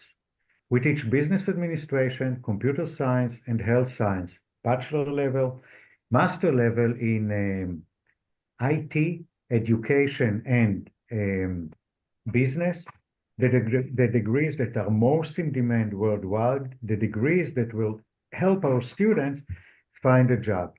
We have very few electives. We come to the students and tell them, this is the course that you need to take, and this is the next one, and the next one, which we ensure that they walk straight toward graduation on the one hand, and we, on our end, are never in the position where we have a course with 2 students and still have to pay the faculty to teach them. We do not have extracurricular activity, but we enjoy watching the American football. We only have Quidditch as our sports team, so no extracurricular activity. So that's actually all the elements that enable us to be tuition free. We are tuition free, we are not free, because all the services that we give the students and the people that we do hire cost us money. However, the amount that we need to charge the students is minimal. We charge the students, they study the courses for free. When they get to the exam, we expect them to pay $140 per each end of course assessment. That makes it $5,600 for a full BA for as long as it takes them. And as you know, it's a fraction of what other universities charge. Moreover, over half of our students are getting scholarships, pay nothing whatsoever. So we expect the students to pay $140 per each end of course assessment. However, if do not have the money, they are allowed to get scholarship if we have the resources. As we grow, we created academic partnership for opportunities to transfer for the best students to transfer to other institutions. We have it with NYU, with McGill, with the Hudson University of Saudi Arabia and Edinburgh. And the idea is, again, the best students have the opportunity to move on to amazing universities. In order to make it, as I said, we ask the students for minimal fees, but also we get support. And we get donations and support from amazing institutions such as the Gates Foundation, Ford Foundation, Hewlett Foundation, Mellon Foundation, Oak, and others. And saying that, it is clear that it's never enough. We have 150,000 students using technology and our lean operation. We can accommodate many more. However, in order to serve them, we need more resources than we have. We are able now to take about half of our students tuition free. We would love to take even more. To tell you about our results, I'm sure that one of the questions that you have is how well are you doing, or how well are your students doing? We are doing well, but we are non-profit and we have no profit. But the question is how the students do. And they're doing quite well. We have graduates who work at Apple, Amazon, Dell, Deloitte, United Nations, Wells Fargo, and just to name a few. 80% of our alumni currently employed in roles directly related to their degrees. And 60% of our graduates have worked in executive positions, such as director, vice president, and CEO. So our students doing great. Moreover, we engage Trip Umbach to make an impact study on our graduates. And what they found is that the ROI, the return on investment for a bachelor degree from your people, is approximately 30 times higher than that of average US bachelor degrees. Our students will make, for every dollar they invested in studying with us, if they paid for it, they will get $250 extra in their lifetime working, compared to $8 of average high school graduate in the US. So this is us, but we have just started. We'd like to move on to somebody shortly. If you could please give your closing thoughts for another 30 seconds. Thank you. Okay, so you give me 30 more seconds, or 25 by now, right? 25 now. Okay. So my closing notes is that UNESCO stated there are 100 million people in the world that are qualified for higher education but do not have seats in the existing universities. We build a model to show that all these people can be served. We hope that others will replicate this model as well. And I hope that we will live in a world with every single person on earth will have the opportunity for higher education if they are qualified for it. That's it. Thank you so much. Thank you, Shay. I would like to go to Iveta Silova, who is joining us from Arizona State University today. Iveta, we have an auditorium full of young people, very eager to know what the future holds. The floor is yours. Morning and good afternoon, good evening, esteemed colleagues and friends. It's an honor to be here with you, students, educators, researchers, scientists, artists, policymakers, thought leaders, all bound by a shared commitment to reimagine global higher education. It's really exciting to be together in this space. And we do face an urgent question. How can we build a new paradigm for higher education that not only addresses humanity's most pressing challenges, but does so in ways that are relevant, that are inclusive, accessible, and affordable? But let me begin by acknowledging the problem very briefly. The current model of higher education, rooted in hierarchical systems, colonial histories, and outdated paradigms, has not only struggled to keep pace with the demands of a rapidly changing world, but also contributed to the crisis that we face, producing knowledge that separates people from the planet, justifies exploitation of natural and human resources to pursue economic growth at the expense of planetary sustainability. And while it has excelled in producing knowledge and technoscientific solutions, it often fails to change the culture of human exceptionalism. And it has not really helped us move off this climate catastrophe trajectories that the Club of Rome warned us about in 1972 already, 50 years ago. Worse yet, universities frequently exclude the very communities most affected by these crises, sidelining their voices, their knowledges, and also potential contributions that these communities can make. And if we are to promote a new paradigm, there are many things that we can do, but I will highlight just 5 today.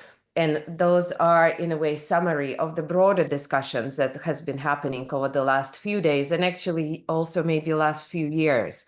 And those are first, centering the culture of interdependence, embracing interdisciplinarity, democratizing access to higher education, integrating diverse knowledges, and fostering lifelong learning. So very briefly, at the heart of this new paradigm of global higher education must be a shift in values, a recognition that we are profoundly interconnected with each other and with the planet. Higher education must reflect this interdependence in both curriculum and in its practices. So we must cultivate a sense of shared responsibility among students, educators, and institutions. And this involves embedding ecological and social justice into every disciplines, not as not as an optional electives, but as very core frameworks. So we should ask, how can engineering prioritize sustainability? How can economics value care and equity? How can the arts foster empathy and activism? And this is not just about knowledge, it's about the values that empower students to think and act as global citizens. So at ASU, we are trying to experiment in this space. And one of the activities that we are currently implementing is introducing sustainability in this very interdisciplinary sense as a general education requirement for all of the students, whether they are in the School of Arts or the School of Business or the School of Engineering. Then the second point is embracing interdisciplinarity. To tackle humanity's complex challenges, we must move beyond rigid disciplinary boundaries. And imagine an education system where climate science, indigenous studies, policy design are taught alongside each other, where universities work and students are working teams across disciplines to solve real-world problems. This kind of interdisciplinary collaboration can unlock the innovative solutions we need while preparing students for the complexities of an interconnected world. And again, such spaces are emerging already in many places, and we have heard some examples already. And I am in one of those places at ASU at the Global Futures Lab that brings together scientists and artists and indigenous wisdom holders in one space. It's a very vibrant and exciting place to be in. We just heard about the need to democratize access to higher education. So we must, this new paradigm must be built on the principles that education is a universal right. Too often, access to higher education is determined by geography, by wealth, by privilege, leaving millions excluded, as my colleague just explained earlier. And technology offers an opportunity to expand access through digital platforms, open education resources, virtual classrooms, but access is not just about technology. It is about dismantling these structural barriers, from tuition costs to discriminatory admissions practices. Governments, institutions, and funders must prioritize policies that reduce these barriers, ensuring that education is affordable and inclusive for all. So at ASU, we have started this process by including in our charter a commitment to be known not by whom we exclude, but by whom we include and how they succeed. And that really informs our everyday practices. Then the next point, very briefly, a truly global higher education system must value the richness of diverse knowledges, particularly those rooted in indigenous, local, and marginalized traditions. These knowledges often hold critical insights into sustainability, resilience, and coexistence, wisdom that is urgently needed in our fractured world. And this requires a decolonial approach to education, one that challenges the dominance of Western epistemologies and creates spaces for other ways of knowing. Partnerships with local communities, co-designed curricula, and the integration of lived experiences into teaching and research are really essential steps.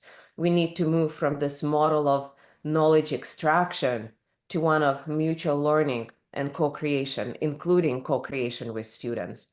And finally, higher education must embrace the role of lifelong partner in learning. The challenges we face require continuous adaptation and growth. Education cannot be confined to the traditional student years. It must be a resource for people of all ages. So by fostering lifelong learning, we then begin dissolving these artificial barriers of age and of stage, empowering individuals to thrive and contribute meaningfully at every point in their journey. So it's not just investment in people, it's a commitment to creating a resilient, interconnected society equipped to meet the future's challenges with creativity and with purpose. So these steps, centering interdependence, embracing interdisciplinarity, democratizing access, integrating diverse knowledges, and fostering lifelong learning cannot be realized by any one institution, sector, or nation alone. They require a global effort, a network of networks where we collaborate, we share resources, and we learn from each other. So in closing, let us resist actually the temptation to think of higher education merely as a tool to fix what is broken, as if the world were a puzzle waiting to be solved by us. Instead, let's us reimagine it as a breathing, living entity, an intricate dance of relationships, a compost heap of ideas, of failures, and of possibilities. Higher education is not merely a mirror or a hammer. It's a portal, a threshold, a place where we can pause, unlearn, and relearn how to be together again. The world is turning. Higher education can turn with it. So let's turn it into a place where the improbable is welcome and the marginalized are centered, and the future becomes a practice of care and connection. We really hope to continue these discussions also at Arizona State University, where we will welcome the World Academy of Arts and Sciences on May 1st and 2nd. And we hope to continue these conversations and collaborations together in the months to come. Thank you.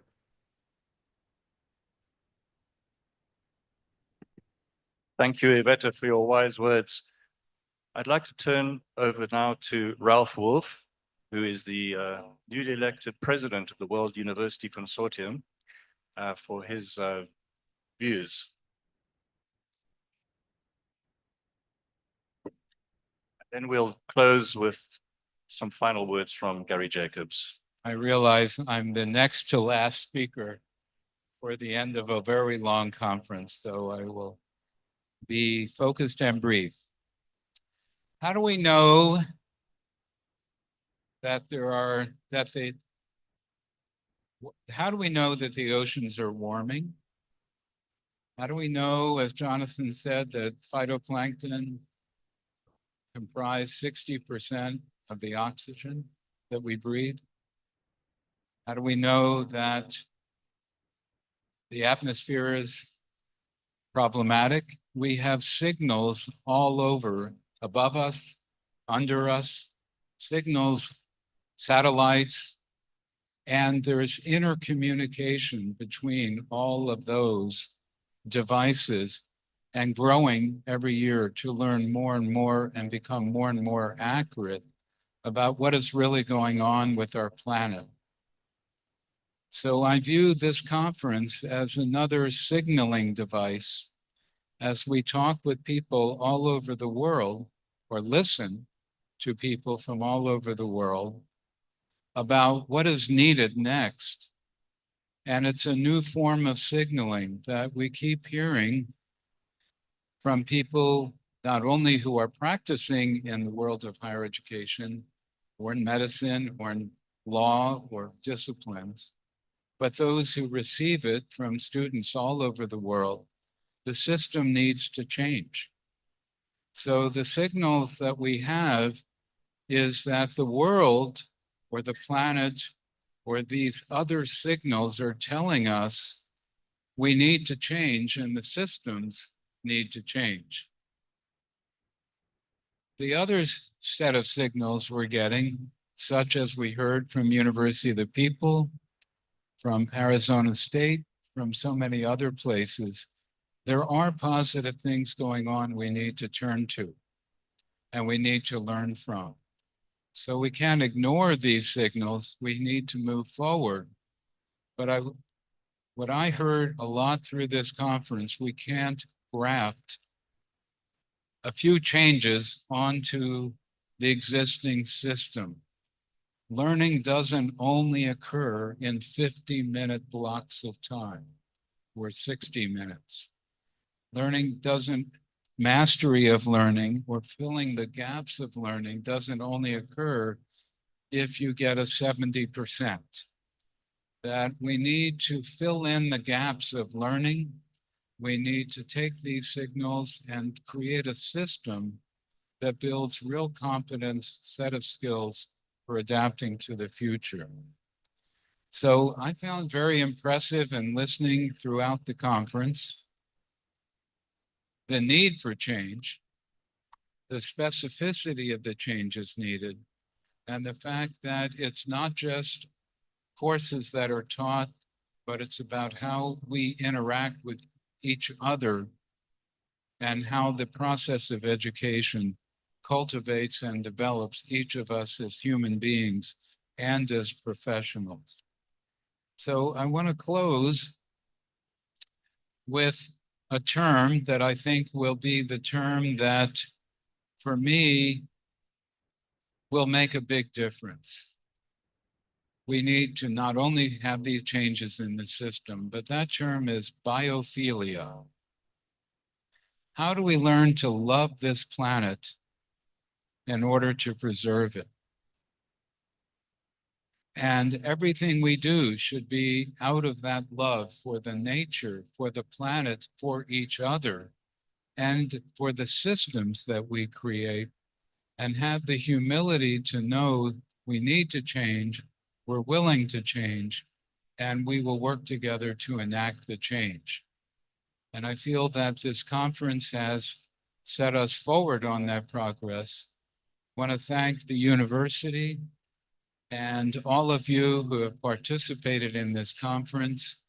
It is such a rich experience, not to just be on a digital Zoom screen talking to one another, but to actually meet face to face with speakers, with students, with faculty, and with so many others to make this the next step in our progress toward the changes that are needed.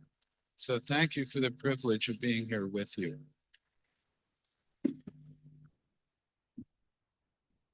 Thank you, Ralph. Just before Gary speaks, I want to remind you that we'd still like to hear your voices, comments, and questions. So please look up the World Academy of Art and Science social channels, Facebook, X, LinkedIn, Instagram. Please leave your comments there and we'll try and respond to them. We'll also be compiling a report, which we hope to share with you in the weeks ahead. And now to close, Gary Jacobs, President of the World Academy of Art and Science. Thank you.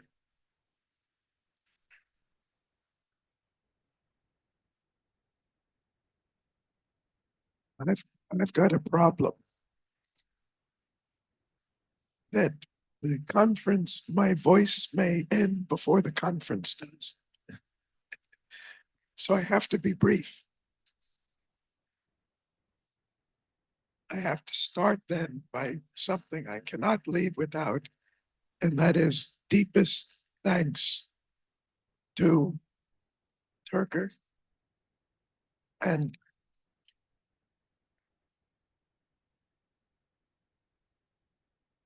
to Rector Ibis and to the university, Istenia University, for a wonderful experience, and to all of you who have participated in it. This is our 7th international conference on this topic in 10 years. And I believe it's been the most rich and rewarding for me.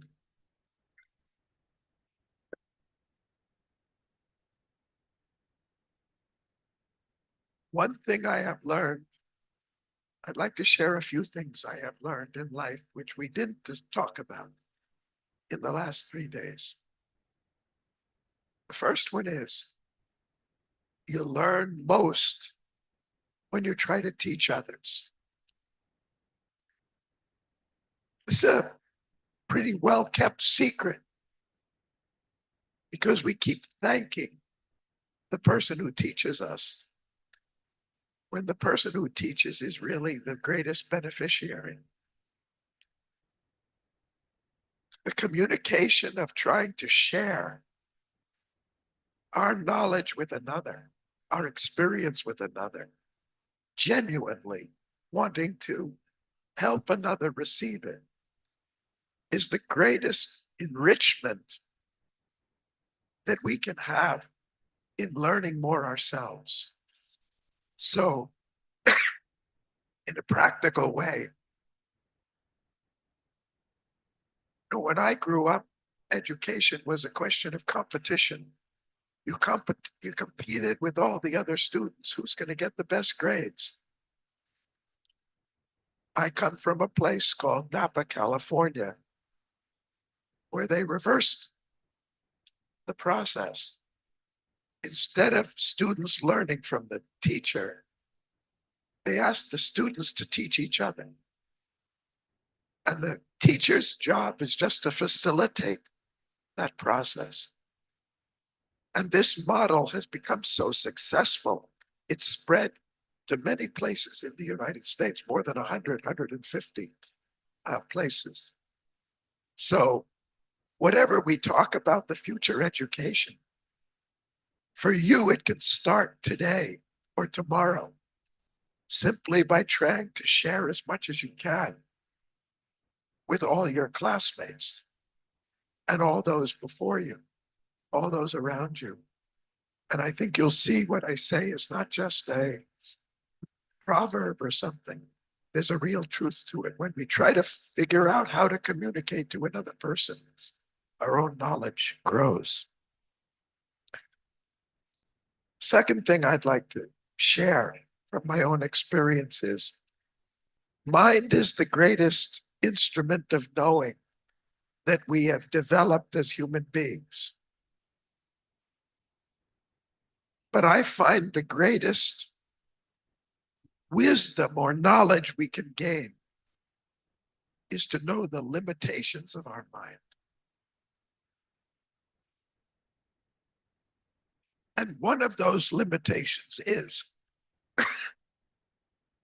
mind is very good at looking backwards and explaining everything and how it happened.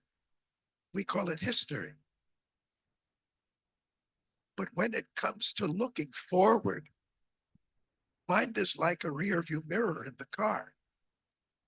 It'll help you understand and explain the past, but it's not very good at telling you what's going to happen in the future. And that's important. I spent about 15 visits to the Soviet Union and Eastern Europe, what they call that. Thank you.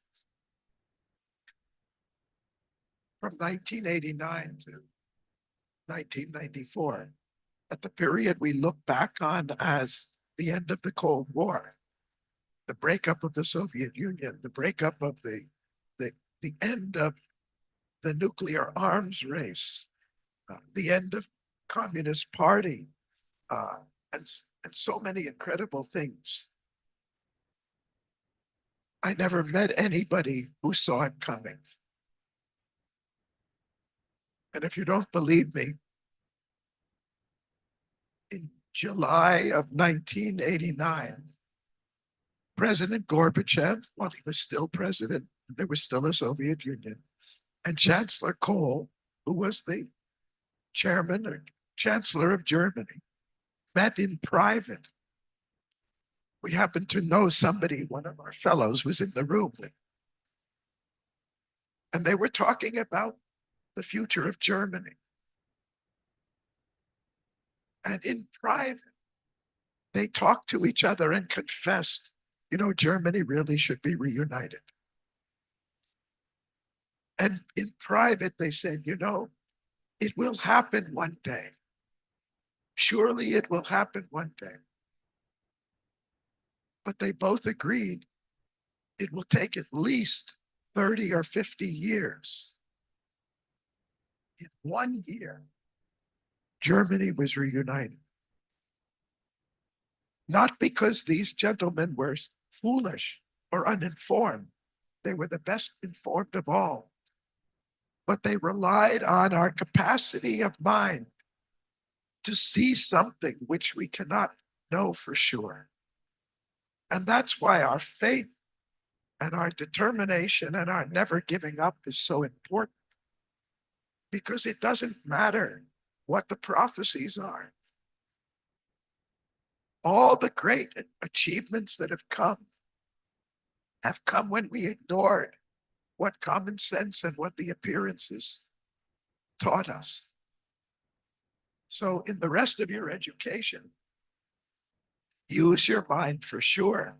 Understand as much as you can of the past, but also understand all the mistakes we've made and try to learn from them.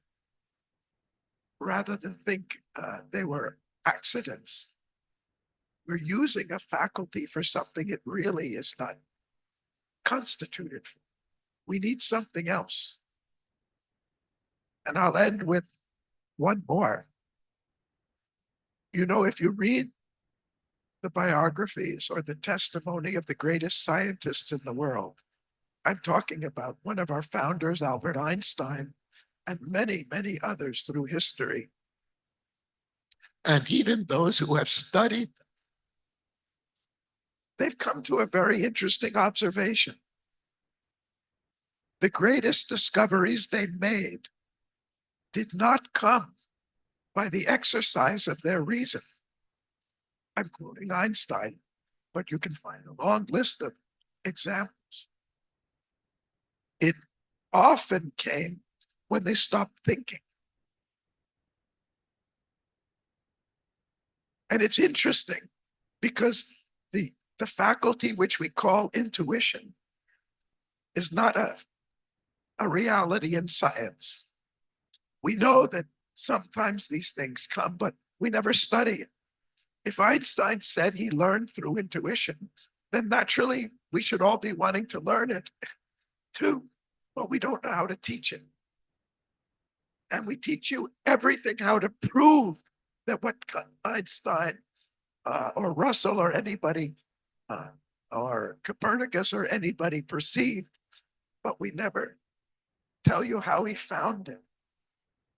To do that, we have to have faith in something more than our reason, which is a great power.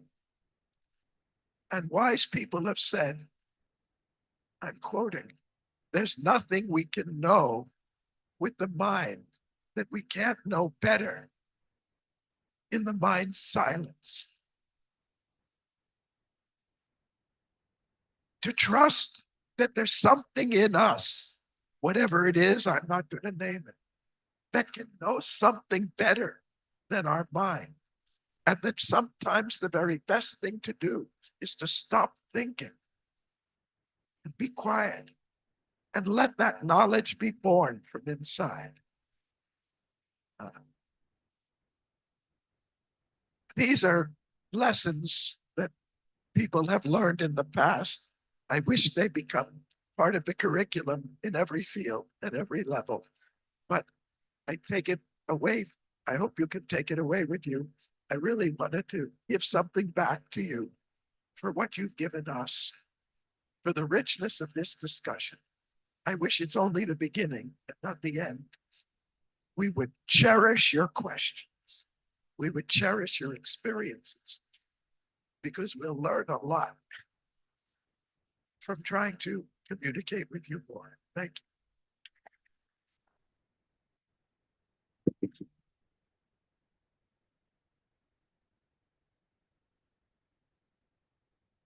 Thank you very much, everybody. That closes the 7th International Conference on Future Education.